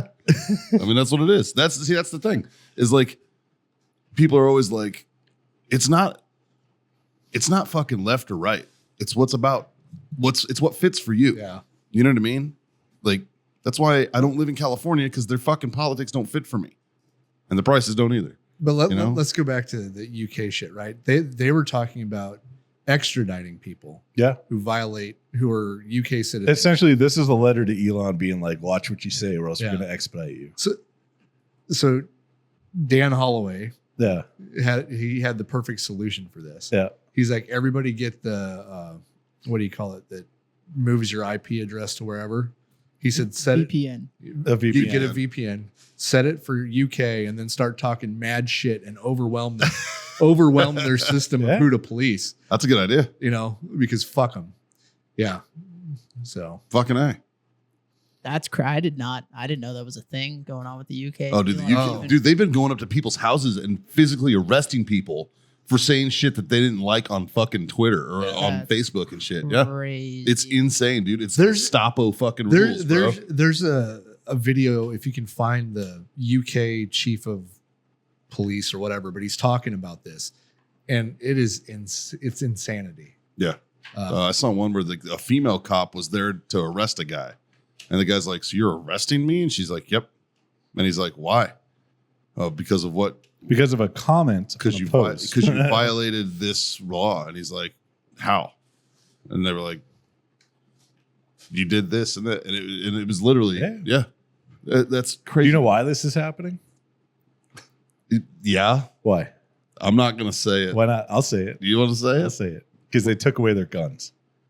Oh, that's not why it's happening. That's why it's happening. Well, I mean, that's one of the reasons it's happening. It's why it's happening. It's why any country is in fucking turmoil right now. It's because they can't own firearms. I would also Their populace can't own firearms. I would also say it has a lot to do with the amount of immigration that has came and moved into that area. You show me what does that have to do with them arresting people, UK citizens, not non-citizens, UK citizens. Who's the prime minister right now? This is the video. No, that's immaterial, right? Because this happens after the fact. Right? Yeah. If all the okay, so let's put this law into play here in the United States in today's day and age, right? Nothing else changed except last week they passed this law saying we can't talk shit on social media anymore without the risk of getting arrested if it's misinformation. Yeah, but even if I have guns, I'm still going to get arrested unless I want to get into a shootout and go to jail for getting into a shootout. But how many people are going to get into a shootout instead of going to jail? Well, I don't know. a fucking good amount. I was like, because if it's they're like- stupid enough to talk shit on the internet, knowing what the outcome is going to be, Not zero. they're going to pull the gun. You know what I mean? The number's definitely not zero. Yes. Like I have a right to free speech. And in case anybody infringes on that, I have a right to firearms. Yep. Yeah. Right? Yeah. Now you're infringing on my free speech and I still have firearms. I'm not in the wrong. In my opinion, I am not in the wrong. What did Elon say about? Wait, let's listen. Let's watch this video real quick. I think this will. It's a Okay. thing. That audio is great. Committing crime, we will throw the full force of the law at people. And whether you're in this country committing crimes on the streets or committing crimes from further afield online, we will come after you. Talk to me about that, because we have seen some high-profile figures whipping up the hatred. You talked about it in there with the officers, in fact, about this being added to by online commentary. I mean, I'm even thinking of the likes of Elon Musk getting involved. What are you considering when it comes to dealing with people who are whipping up this kind of behaviour from behind a keyboard, maybe in a different country? Being a keyboard warrior does not make you safe from the law. You can be guilty of offences of incitement, of stirring up racial hatred. There are numerous terrorist offences regarding the sort of publishing of material. All of those offences are in play if people are provoking hatred and violence on the streets, and we will come after those individuals just as we will physically confront on the streets the thugs and the obs who are causing the problems for communities.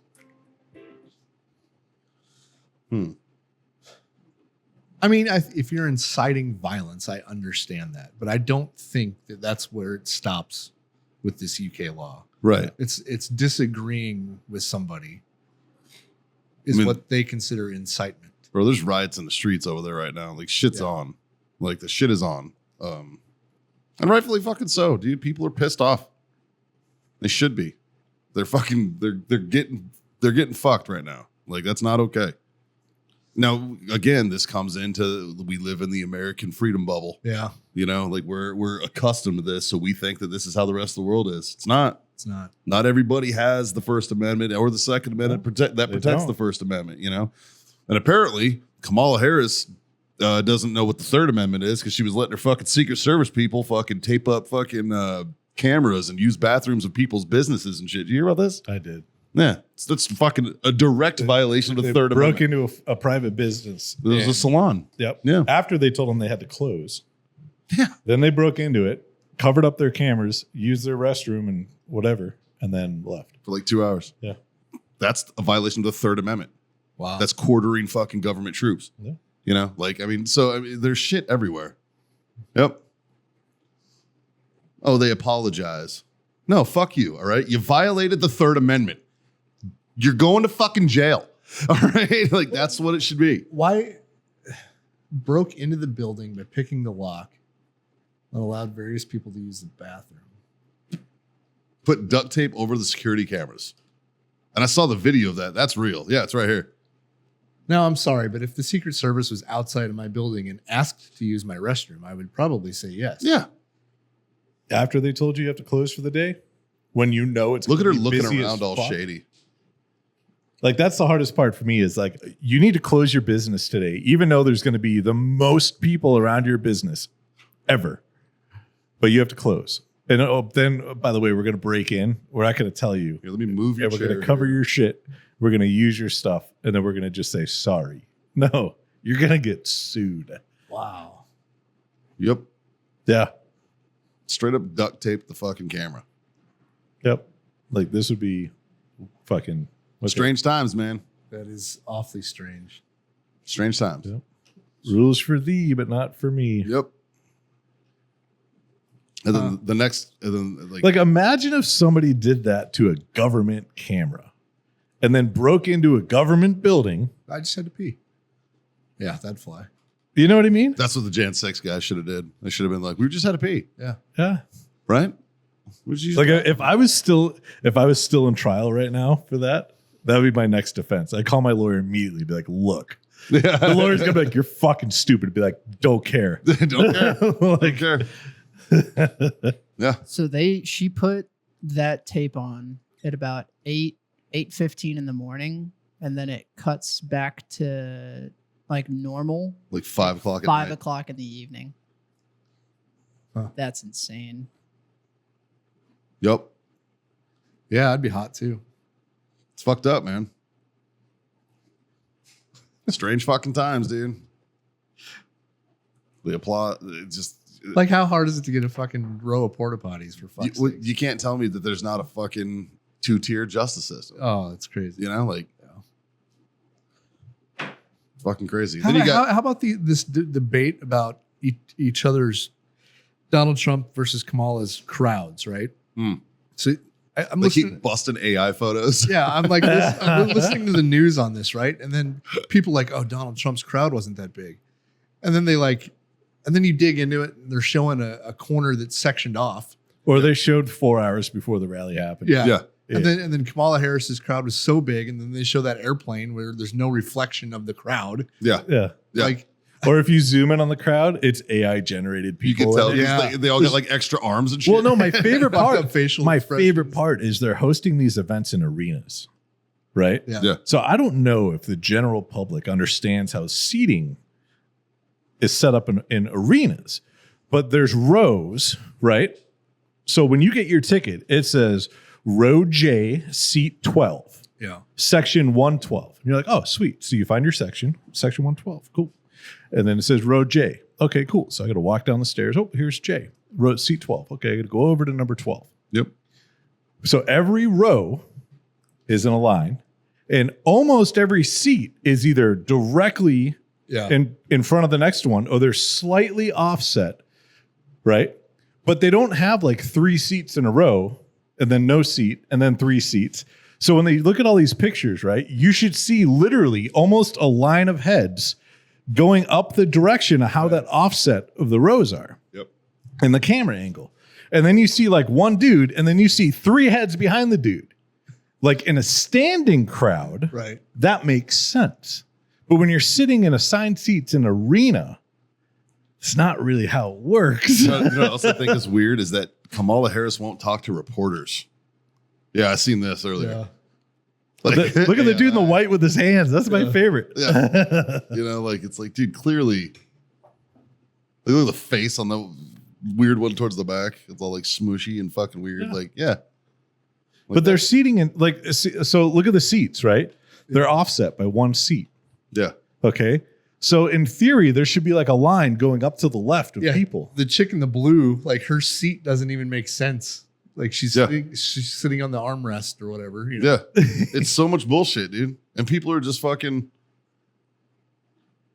they're just buying it. It's so funny. How about you guys' Stolen Valor VP pick? Which one? The Kamala Harris's VP pick. Oh, Fucking Smadge the Stolen Valor guy. my favorite is when they put up the comparisons of Yeah. awards, right? Yeah. And they put up Waltz, and it's like 15 awards. And then they put up JD Vance, and Like 4. It's 2. Yeah. It's the Marine Corps.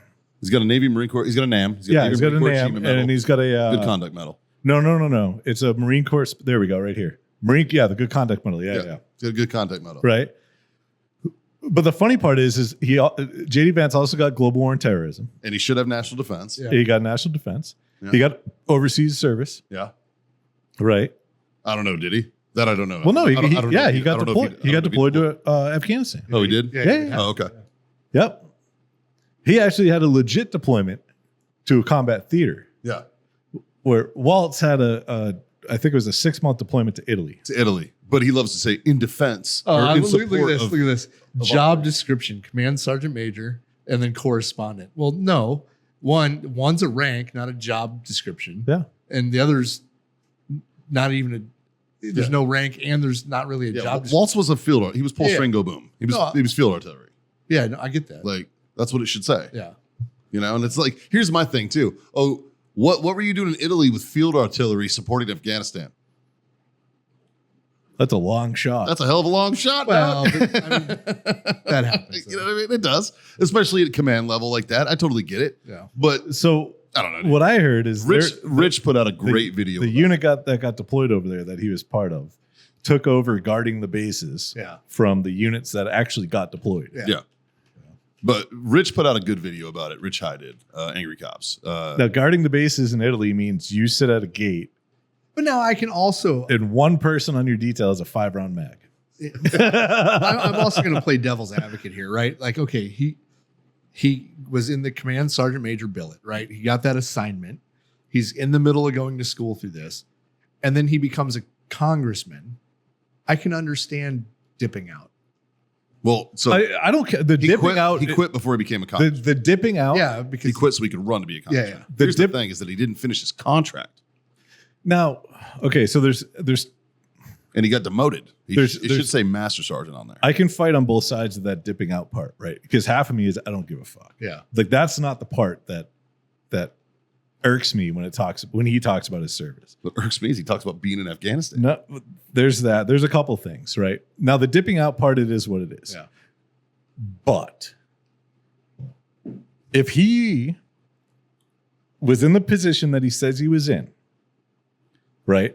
Senior leadership, especially a leadership command sergeant major, Yeah.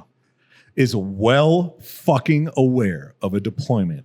Yeah. And they were aware. Well aware. fucking in time. Like, so he 100% without a fucking doubt knew that unit was coming down on a deployment. The sergeant major that ended up Before taking he his retired. spot, the sergeant major that ended up taking his spot came out and was like, he fucking knew because I fucking knew. I don't need somebody else to come out to say that. All I need is somebody else in the military Now- to be like, yeah, that's actually how that fucking works. The negative part of what I heard about him dipping out was he was under stop loss because they were so close to their deployment.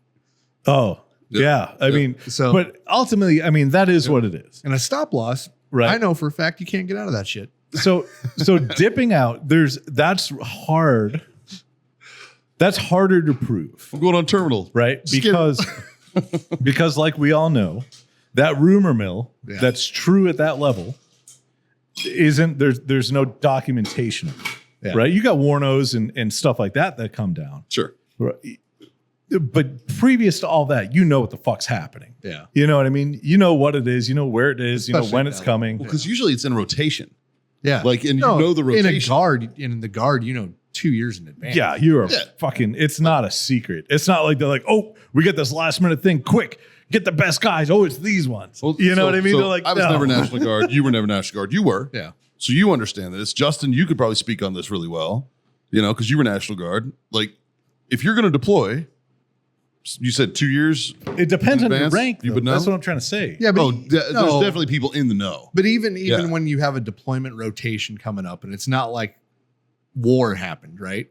This is a normal rotation for them. No, yeah. I get that. In the guard at least a year in advance. At least a year in advance. I honestly can't speak to this. When I got there, like a year after I got to my unit, we were like the National Guard attachment to the 173rd, and because of all the funding and training and stuff, That's why you wear their patch. not anymore. that was a bad mistake by the National Guard. But we got pulled off of rotation, so we weren't on the rotation anymore. Oh, so that's why I never got deployed. So when you went to Romania, that was annual trip. that was AT, right? That was AT. Yeah. Okay. Yeah. So I did the math a little while ago, earlier today, because I was curious. It was like 24 years in the Yeah. National Guard. How much active time is that? Let's see, 24. 3 years, 21 months, including 2 weeks a year. So it's 3 years. There's 3 years, 3 years and 2 months and change, or 3 years and 4 months and change.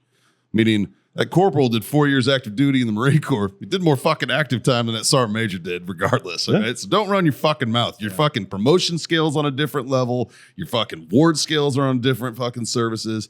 And you guys raise your hand and say, support and defend the fucking state and to the governor, whereas he did it to the president. It's a different fucking type of service. It just is. I'm not saying that I'm not discounting the man's 24 years of service. It's great that he raised his hand and did that. Yeah. And I like that he stayed enlisted. I really do enjoy that. All right. I appreciate that.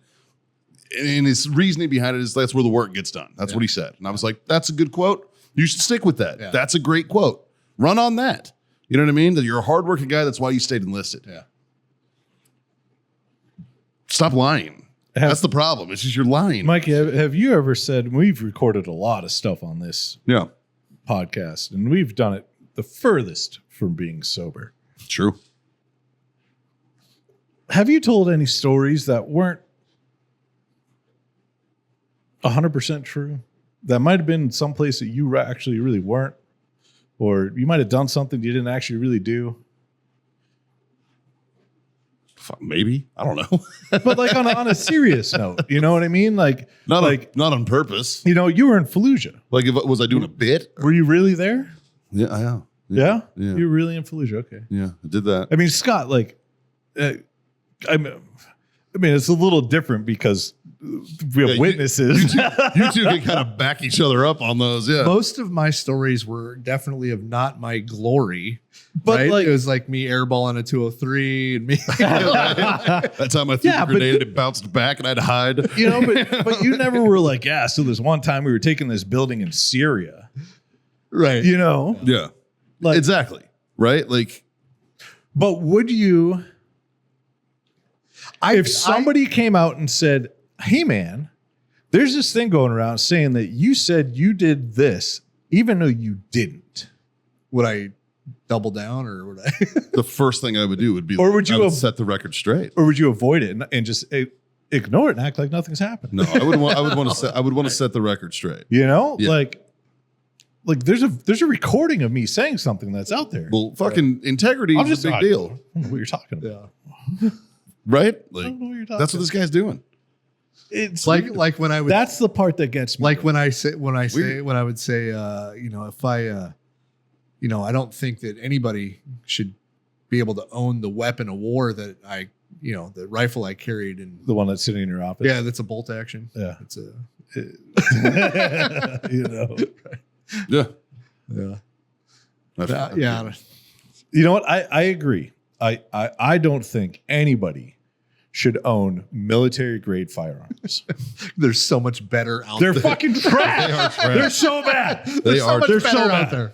Like, I have one for a display piece. The one I actually shoot hanging in my arms room. It's a lot better. It's a lot better. You know what I mean? Like, well, like I don't. You want this Colt M4? No, I don't want that fucking. Dude, thing. No, I don't want it. Take it away. Get it away. I was watching Jack Reacher today. Yeah, I was finishing that movie, the second one. Have you ever seen that one with Tom Cruise? Yeah, pretty good flick, right? But in the second one, you know, they're talking about they're busting up. Spoiler alert. Sorry, they're busting up about you know, they're busting up like arms dealers or some shit. They're talking about arms dealers, and they make mention that an M4 is $5,000, and I was like, fucking where? No, it probably is to the government. It's probably on like FedLog as a $5,000. No, yeah. it probably is. Yeah. Yeah. And I was like, Jesus, I hope not. No wonder we're in fucking debt. Well, that's the reason the optics we looked at the other week are so expensive. It's because that's what they charge the government for. Yeah. No, it is. Yeah. Yeah. If you look at the just SIG, right? They have most of the contracts right now. You look at the SIG optics, and there's one optic that's tan in color, and it's way more expensive. Yeah. And you're like, but if you look at the specs on it, you're like, it shouldn't be. It's because it's what the government has the contract on, and they can't charge civilian less. Now, SIG also got the handgun contract, right? Okay, that one right there. What's the cost of that one? $2,199. Yeah. 99 Oh, that's Now- not it. That is the one. What? That's one of them. But now, if you look at the same scope, right? What is it? It's a scroll up a little. The Tango 6. Now look at any other Tango 6. Scroll down. You'll find a black Tango 6 somewhere in there. 2, 5, 3. Right there. Go up one. This one? No, up one more. Tango 6. Tango 6. It's the same fucking scope, okay? $1,200. It's half the price. Yeah. It's not tan, and it doesn't come with the mounts and stuff, but still, there's not $1,000 worth of I thought you were talking about that little. It's still red FDE. red dot thing. What is FDE? Why is that one so much fucking? because it's not this, it's a different part number. I guarantee that's the only difference. Huh. Go back to the military one.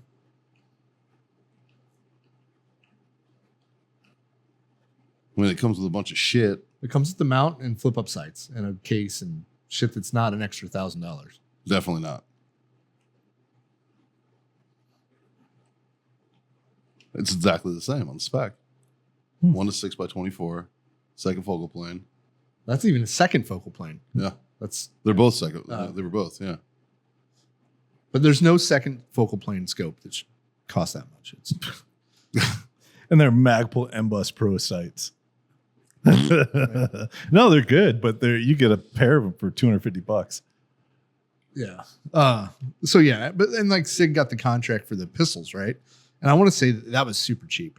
Like Sig probably lost money on the pistols, but look at what Oh, there's a foot in the door. Yeah. well, not only that, Look at their other optics. but their military. So also, optics. when the government buys a rifle like that, they also buy like a maintenance plan Yeah. with the rifle. So it's future support and stuff too. So that's why it's a little bit more. But No.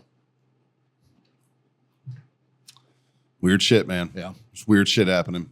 like the M24 sniper weapon system, right? The whole system to buy the exact same one the military buys is, I think it's a little over $7,000. But you can You can put it together for I- about $4,000. yeah. So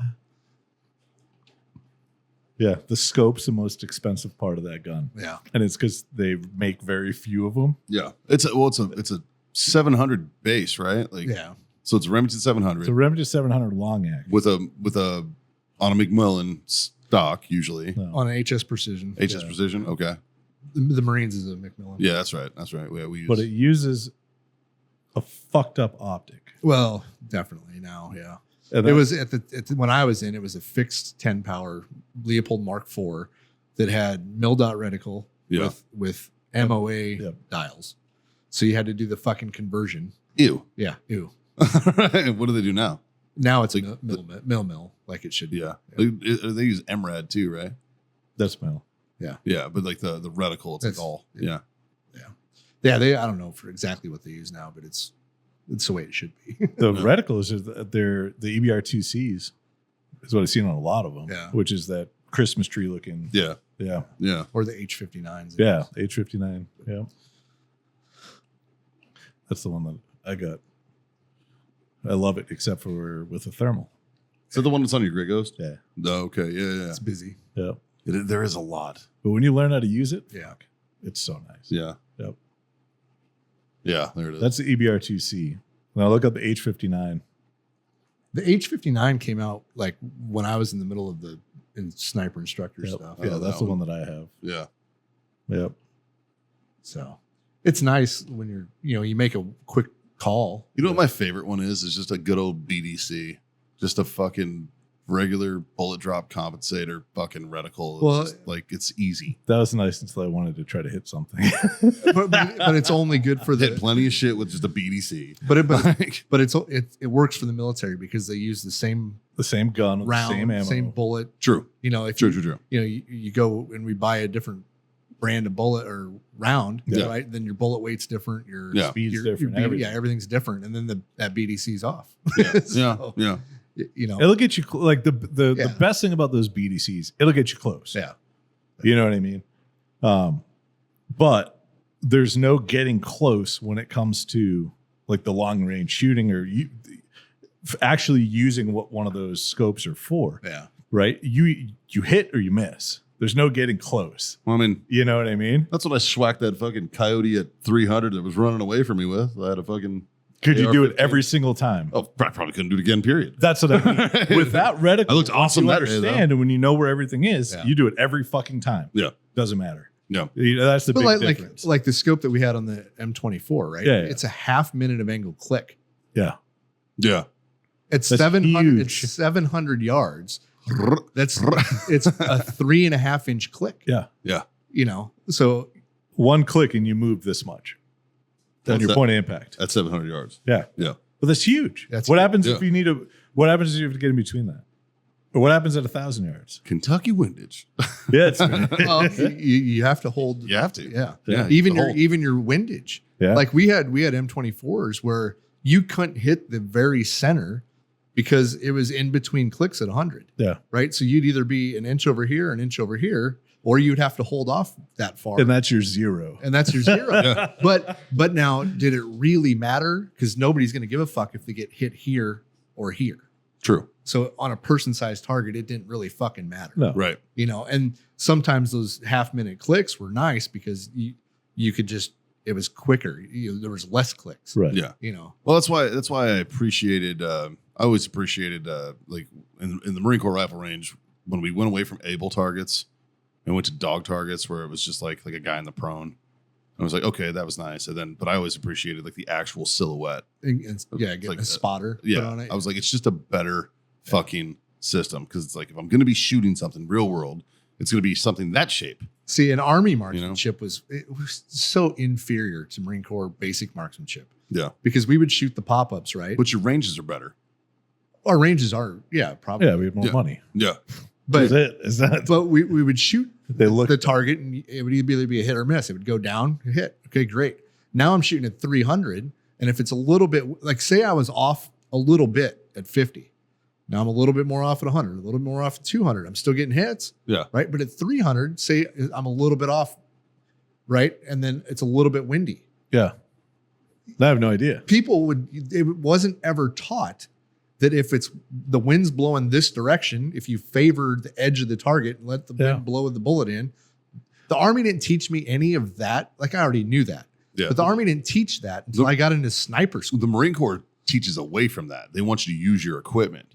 So like at 300 yards, like if But they at least teach you a wind call. But they teach you what wind does. Oh, for sure, for Yeah. sure. The Army so does you not. you figure out your wind call before you go up to the line. Yeah, And no. then when you take that shot, that Yeah. first shot, and when they drops down, it comes back up. There's a marker. Yeah. You missed, and it's over here. Which okay, is I'm fucking 5 clicks that way. It's Bam. far superior than the way the Army does. The Army Yeah. just says aim center max. Because I had to go to a rifle range with an aviation unit one time.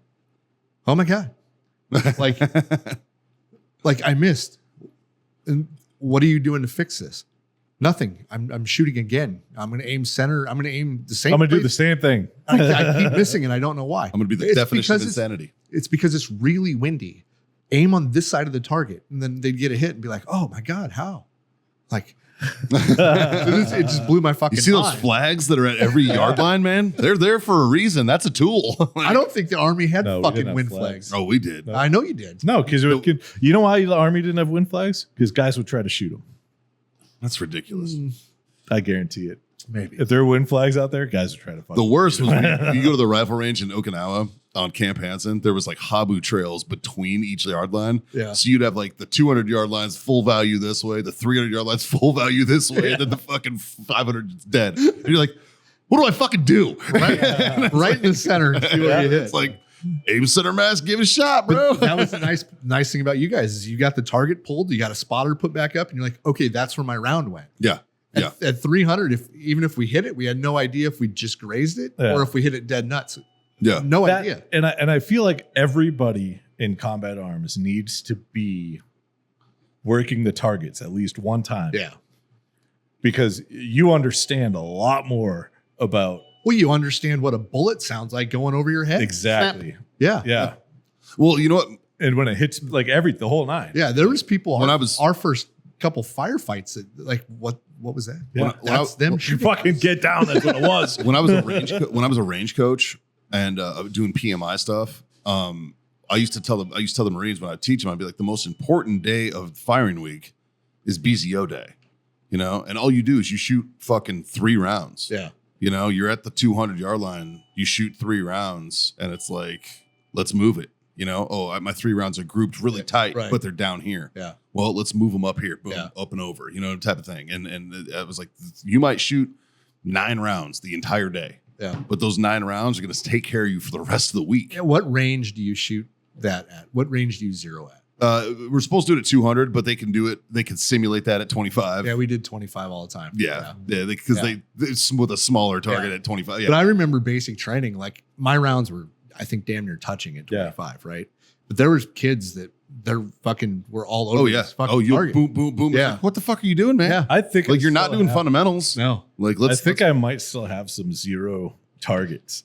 I'll have Yeah. to go dig through my shit to Yeah. see. But as an instructor or as a coach on the rifle range with these guys, if their group is this fucking big at 25 or whatever, Yeah. it's like let's fix your fundamentals. Yeah. Let's first get your group back down to here where it needs to be, and then we can fucking worry about your BZO. But right now, your fundamentals are fucked, so you're not going to hit anything anyways, right? So let's And let's it fix your was fundamentals. funny. You always had the kid argue, "Well, it's just my rifle." The drill sergeant would fucking move over, bam, bam, bam, and it'd be like this. Like, it's not your fucking rifle. It was like my favorite thing to do because it's never anybody's. It's always somebody else's fault. Right? Yeah. It's always something. It's my else. equipment. Yeah, it's not me. I'm fucking awesome, dude. Da, da, da, you know, and we'll take that and dial it to 11 because they're Marines. Why we don't ever practice with dummy rounds? I don't know. Right. Because when I implemented dummy rounds into my sniper section to practice with, and then you would see a fucking flinch, like, oh fuck, oh yeah, you know. And I guarantee if they would just do it once or twice during basic training, where in the middle of your fucking 10 rounds, They just one hand was you a mag and and one was a dummy, what do you and do? you would see and the kid would see himself do it, and then you're like, okay, well, that's an issue with your trigger pull, with your, like I didn't train that until I started working with like reconnaissance Marines and shit. Yeah. And they were the ones that implemented that into my training. Right. And that was just me and my buddies fucking off basically. And they were like, no, let's get better. I think And they would take an empty shell casing and put it in a mag. And we do it for pistol and for rifle, because then you'd have to tap rack bang. You have to do your immediate action drills, remedial actions, things like that. Well, if you're It was trying to just better find a training. malfunction, that's the way to do it. But Yeah. but yeah, I think I learned the dummy round. When I went to the civilian sniper school, they had your buddy had to load the rifle. Well, instead of using dummy rounds, we just didn't load a round into the bolt action, right? Yeah. And then you would see it, and then like, holy fuck, like that made a huge bit of difference once you could see yourself flinch like that. Yeah. And it probably wouldn't work with every fucking private or whatever. But right. And you feel fucking stupid every time it happens. Yeah. God damn it. Because that's one of the big things. Fundamentals speaking is let it surprise you, right? Let the firing surprise you. I think the number 2 thing was having your face at the same spot on the rifle every time. Well, eye relief. So we would get a little bitty fucking pebble and tape it onto the buttstock, and that motherfucking pebble had to hit the same place on your cheek every fucking time. Good spot. And, good idea. Once we started doing stuff like that, it really. Yeah. When we shot a lot at the gun store, whether it was test fires or because we did all the Cerakote, we had a test fire once we put all that together. Sure. All that kind of shit. I used to have a little bald spot in my beard that was all short hair from the collapsible butt stocks. Fucking ripping it out. Yeah. Fucking sucks. So mad. That's one thing. Like I have a 2 vets arm, fucking AR-15 at home. Yeah. Which I fucking hate. It's not a good because it's side charge. It's like like side charge handle fucking. But they're so cool. They're not. The only thing that's awesome is it's got a beard friendly buttstock, and that I appreciate. And it's fucking beard friendly shit. I just run a Magpul CTR. That's what I did on mine, and then I put like a little bit like a grip tape thing, like a piece of like velvet tape on it. A piece of what? It's like velvet tape. It's like what? Like what? What is this, velvet? This is beautiful. What is this? Oh. I remember going through basic, and we had our first rounds of shooting quals, and we did real bad. And our drill sergeant brought us back and taught us diamond washer drills. Oh, and yeah. it became like if you have downtime, that's now diamond. We washer had to drill do that time. for a whole week leading up to firing our first round. We had to do the same. Yeah, there was no. That was. I remember that was not remedial at all. That was like, Have you ever seen do you know what a snap-in barrel is? I don't know what you're talking about. So in the Marines, firing when you go to the rifle range, you're gone for 2 weeks. Okay. You have snap-in week and firing week. And this is in the fleet, in boot camp, no matter what. Anytime you go to the range, it is a 2-week evolution. What? Yes, Wow. because every Marine's a rifleman. Remember, so everybody has to do this shit. All right, fucking type in snap-in barrel, Marine Corps snap-in barrel. That. We sit in a circle and snap in on those targets. Yeah, dry firing fucking works. Yeah. But that's what we do to make sure to get the muscle memory into. It gets rid of flinches. Yeah. It does Because so. you fall back on you doing this drill as you're shooting a live round, you're not going to flinch. We do. You know, we do this for a week every year. Yeah. The funny part about that dime washer drill is I remember using it at the unit when guys were having issues qualifying. Yeah. because it works on your flinch. It works on keeping the weapon steady. It works on all. I don't know that. what a dime washer drill is. So you put a cleaning rod down the barrel. Like Okay. you charge, like you're getting ready to shoot. No ammo. Everything's empty. You put a cleaning rod down the barrel. You balance a dime on the cleaning rod. You get in the prone behind it, and you go to pull the trigger without that dime falling off. On the cleaning rod? The cleaning rod's it's Like that, with the sticking hand- out of with the barrel. with the handle on it? No. Just a rod. No handle. Just a rod but you have sticking to- out you of the have to barrel. balance it. Right? So It's here, not easy. this Yeah. is sticking out of the barrel. This is a cleaning rod. Yeah. This is a dime. Okay. Right? I put the dime like this. I can't even do it like that. Okay. And then I pull the trigger. Okay. Right? And if the dime falls, then That's I'm your ass. fucked. Yeah. If it stays up there, then I'm doing everything I'm supposed I to. kind of like that. You know what I did to fix trigger control when I was active duty? To all my Marines that watch this, I- you're fucking lucky I didn't know that. I had a 3-round burst Geisley trigger that I'd put in my M4. I Beautiful. always had a good trigger. You Yeah. always upgraded. Fuck yeah. Yeah. Because it looked just like a factory Yeah. trigger. Yep. And every time we went to clean, when we got back from the Just pull the field, whole thing out. put the other shit back in and fucking. Yeah. Yep. I would have gotten big trouble if I ever got caught doing that by my regular unit. Yeah. Oh, yeah. Dude, my armor would have fucking lost My its armor mind wouldn't if I have known did the that. fucking difference. Mac was our armorer for a minute. He wouldn't Oh, have given two shits. No. My It just had last to be unit- clean. That was it. My last unit could have got away with it because Dorf was my armor, and I ended up giving. Matter of fact, that fucker's every job he's had outside of the Marine Corps, it's because of me. Yeah. I brought him over to Afghanistan as my armor when I was contracted, and then because that look showed up on his resume, and I was like, bam, bam, bam, bam, bam. He's got all these cool fucking jobs now. Right. Now he's a cop. like fucking asshole. So you know how in the Army, when you're in scouts or snipers, you're in headquarters company. Mm. And in headquarters company, you have the cooks, you have the maintenance guys, you have everybody, right? Sure. So, but the only infantry people are the scouts. Okay. That motherfucking armor never touched any of my weapons. Ever. Like he wasn't even allowed to get them out of the rack and hand them to me. We Really? would go in and I would get them myself, and like he could not even touch them. So See, our 2111s, that's the MOS for armor. You could tell who had been to like a Victor unit and who had not, right? Like when you would see, like they would show up to your unit and they'd be like, and be like, all right, this kid ain't been to a Victor unit, man. Victor unit is an infantry unit. Yeah. It's like fucking, it's about the, I don't know why, I don't remember exactly why they call it. I want to say it's because like the station code starts with V, so they call them Victor units. did we ever have actual armor qualified Fuck armors? no. Ours were just like No. it was an additional duty given. They literally Oh, just every- grabbed a random dude Yeah. from a unit and like, hey, you're going to be the next armor. Oh, we didn't do that. Fuck. No, we have every unit has a 2111. Like Who you- was the you have an tall armor. guy? They sent him to armor school. Yeah, it was like No. a 2-week course. Yeah. Yeah, shit. It was The how to- MOS that I was always jealous of was the 2112s. That was The guys that built rifles. it was the what the hell was it? What was the actual? It was gunsmith, Yeah, right? So because you had to go through the 2111 course to be an armorer, then you had to go be a machinist. You had to go through the Yeah. machinist course. Then you had to go through gunsmithing school, and like so you'd have like a 2112, and that was like Yeah. it was always like a gunny or a mass sergeant or something, That- and be like that motherfucker knows what he's doing, man. the Army has those, but I think they only work at the Electric cars for seniors.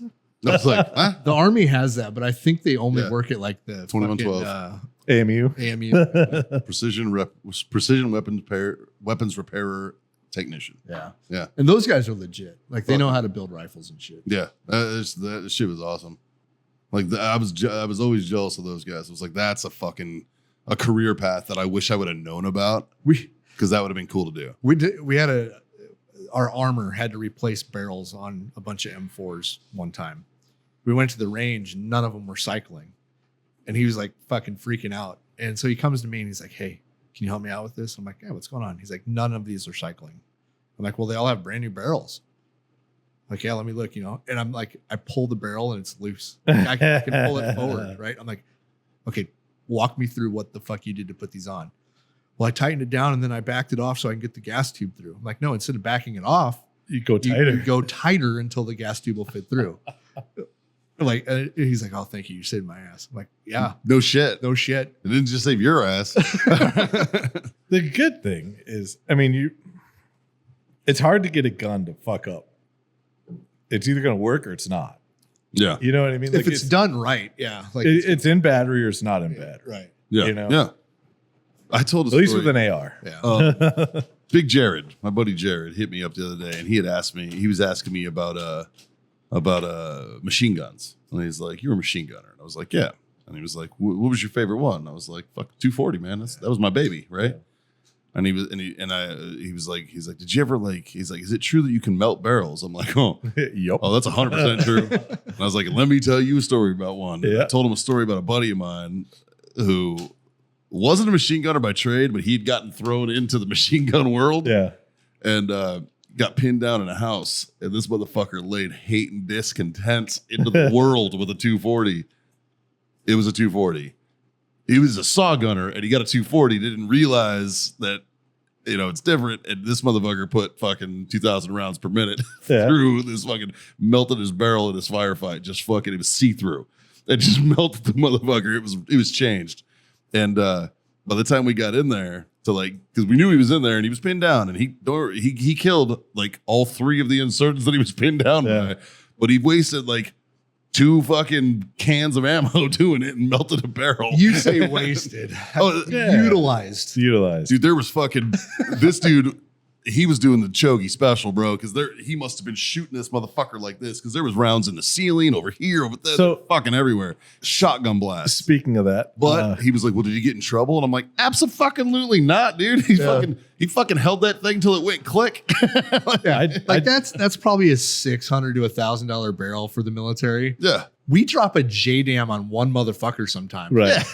We're fine. yeah, dude, we're good. I did that on a brand new 240 at the range at Fort Campbell. Did you get fucked up? No, No, they I fucking was told you. I was on that Oh. fucking range. I was told to do it. Really? And I'm like, I'm gonna melt. I'm like, you're not. This is gonna destroy this gun. It's They're brand like, new. just hold it And they're down. like, fucking shoot it, or I'm gonna find somebody else. And I'm like, I've never melted a I- barrel before. I think the conversation went like this. We have 20,000 rounds Yeah. that we need to get rid of before we can go home. Yeah, I literally it was hold the trigger until you're out of ammo. Could you see the rounds?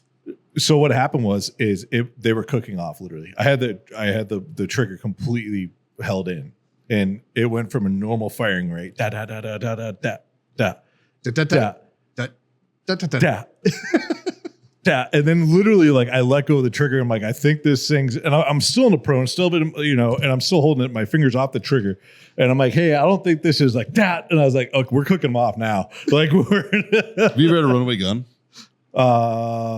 no, but I've witnessed one. Yeah. Same. I've never done it Same. personally. It's never happened to me, but I've seen it happen. And, Now, I do got to give a shout out to the AG that was on that gun team though, yeah. because it started right, and like on a range, you can tell when it's a runaway gun because everybody's instructed to shoot bursts, Yeah. right, and get your guns talking and all this technique. Those of you that don't Right. know what a runaway gun is, it's essentially it's when the sear in your weapon is fucked up and it just keeps shooting. it just Or- keeps going. Or your barrel's so hot It's that just as cooking soon as them your off. round chambers, it ignites cooking. the Yeah, powder. Yeah. There's a bunch of different reasons. But anyways, the gun is firing uncontrollably. Yeah.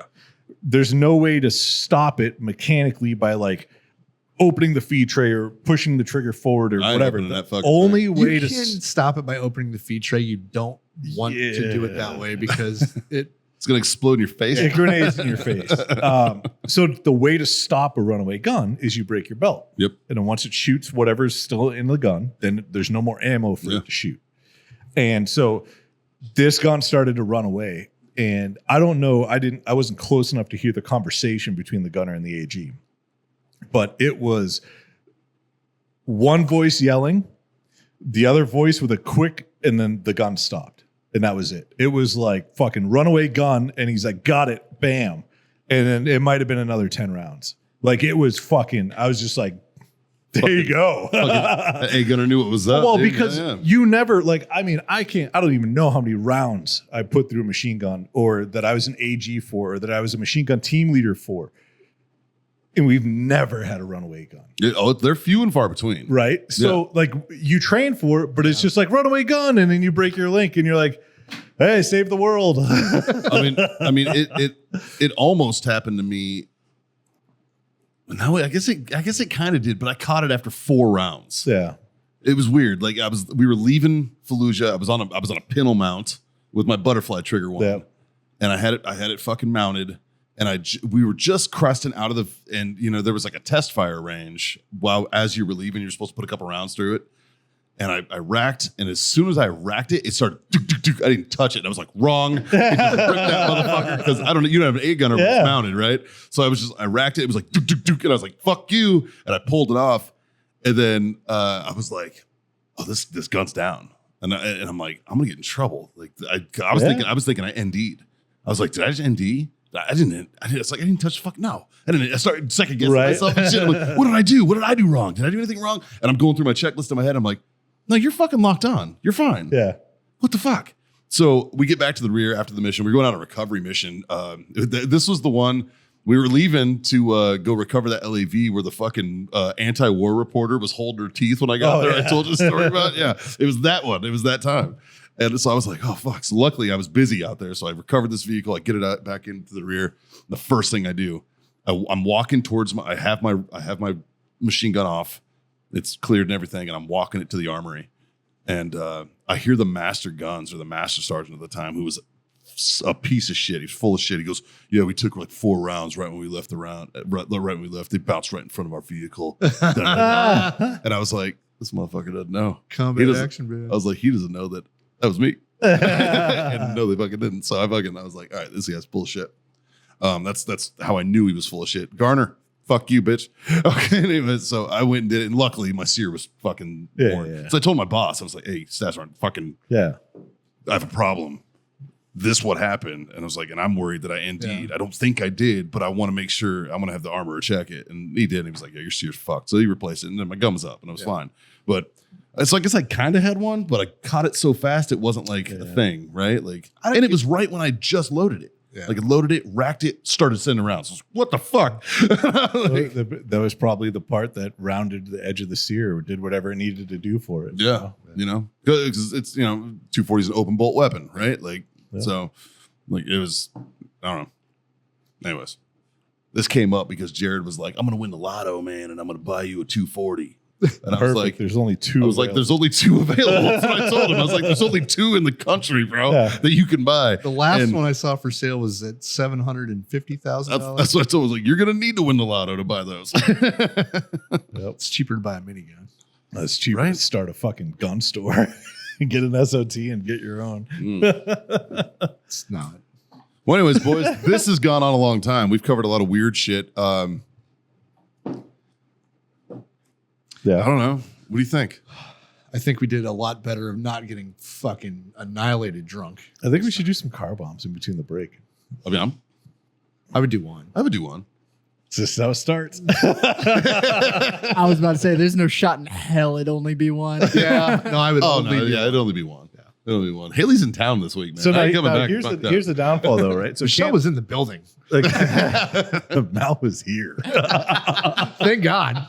I know, right? So the downfall, though, is only doing one. Is a can of Guinness has 2 car bombs in it. Justin, you fuck a car bomb up. You do one, wouldn't you? I mean, like after we record, sure. That's what I'm saying. Like between recordings. You do one. Sure. If you've never had one, right? I've never had one. Oh, you have? What? You've never had one? Yeah. Ironically, we covered this last week. Like I remember last week. We had one. We don't remember. Did you remember him saying that last week? I did. I knew he's never drank one before. Oh. Yeah. But I also knew that if that was brought up and heavily pushed on the last episode, nothing would have got published. I think this was brought up before you even got here last week. Yeah, and it was like, don't tell Mikey. No, it was on the show. Oh, I didn't know that we were hiding things from each other. I think it was. It's for your own good. First it's his book, and now it's this. I feel betrayed. Right? Yeah. It was right before car bomb number 8, I think. Oh. Yeah. Yeah, I wasn't remembering that. Mikey was trying to shame me into it. I'd already cried by then, dude. Scott was saying, I won't fire you for it, but I'll find a reason. I remember that. Oh, Oh, I do remember that part. that Yeah, now. I do. I don't remember that. I at remember all. those words. That's right. I did too. And then John kept like going to port and then stopping. And then to John's credit, he was like, I'm waiting for Justin to say yes. Do you know what my favorite part of last week's episode was? What's that? When I talked about the difference between natural talent and training. I saw that you pulled in his micro content and I saw that and I was like, I immediately lost my shit laughing. I was like, it's so fucking true, man. I don't know. I feel like I failed last week. I disagree. No, sir. I feel like you performed exactly how you said we perform. Yeah. That I drink more, but John handles it better. Because you had one more shot. Yeah. And then meant to take a nap and I did the debate. Even before I had those last two, I think I was in a way worse. It didn't kick in with me yet. Well, it was still that's processing. because you haven't been training. Mine was buffering. I can confirm Scott was the first one to start slurring his words. I don't know the one I posted today where I'm like, this should be an Olympic event. No, I don't think I posted that one. You weren't far behind. Oh yeah, I was there. As soon as I saw that like piece, I was like, holy fuck, dude, I was shit faced. I was like, man, I'm usually pretty articulate, even when I'm drunk. I need to watch the entire debate. I 'cause don't. I don't remember it. Oh, yeah. I'm gonna watch that when it comes out. Yeah, I'm excited. I'm excited. Like I remember bits and pieces, Yeah. but I don't like. I literally the next day you called I'm sweating right now thinking I about know. how drunk I was. and you're like, "How was it?" And Yeah. I was just like, "I don't It's know." also hot as fuck in here. It Let's is go hot. as Justin. It's hot as shit in here today. Let's go figure out the AC thing, and Oh, then we'll go do the I debate. definitely. So, are you? Is it? It's Yeah. warm. Oh, okay. Yep. I was Okay. thinking about that earlier. All right, boys. Well, hey, 3 little things, guys. Not hard to do. First of all, let's raise my glass. Cheers, boys. Thanks for being my freedom friend. Like, share, subscribe, guys. Smash those buttons. Tell your mom. Tell your friends. And tell your mom's bitch ass friends about this shit show that we call the Freedom Friends Podcast. Please check out our sponsors. Do all that shit. Support us however you can. And if you are supporting us via Patreon, we appreciate the fuck out of you. Via anything, we appreciate the hell out of you. But it's really 3 little things. It's not hard to do at all. John, hit him with the first one. Smoke on. Scotty? Drink on. God damn it, kids. Freedom to fuck on. Later.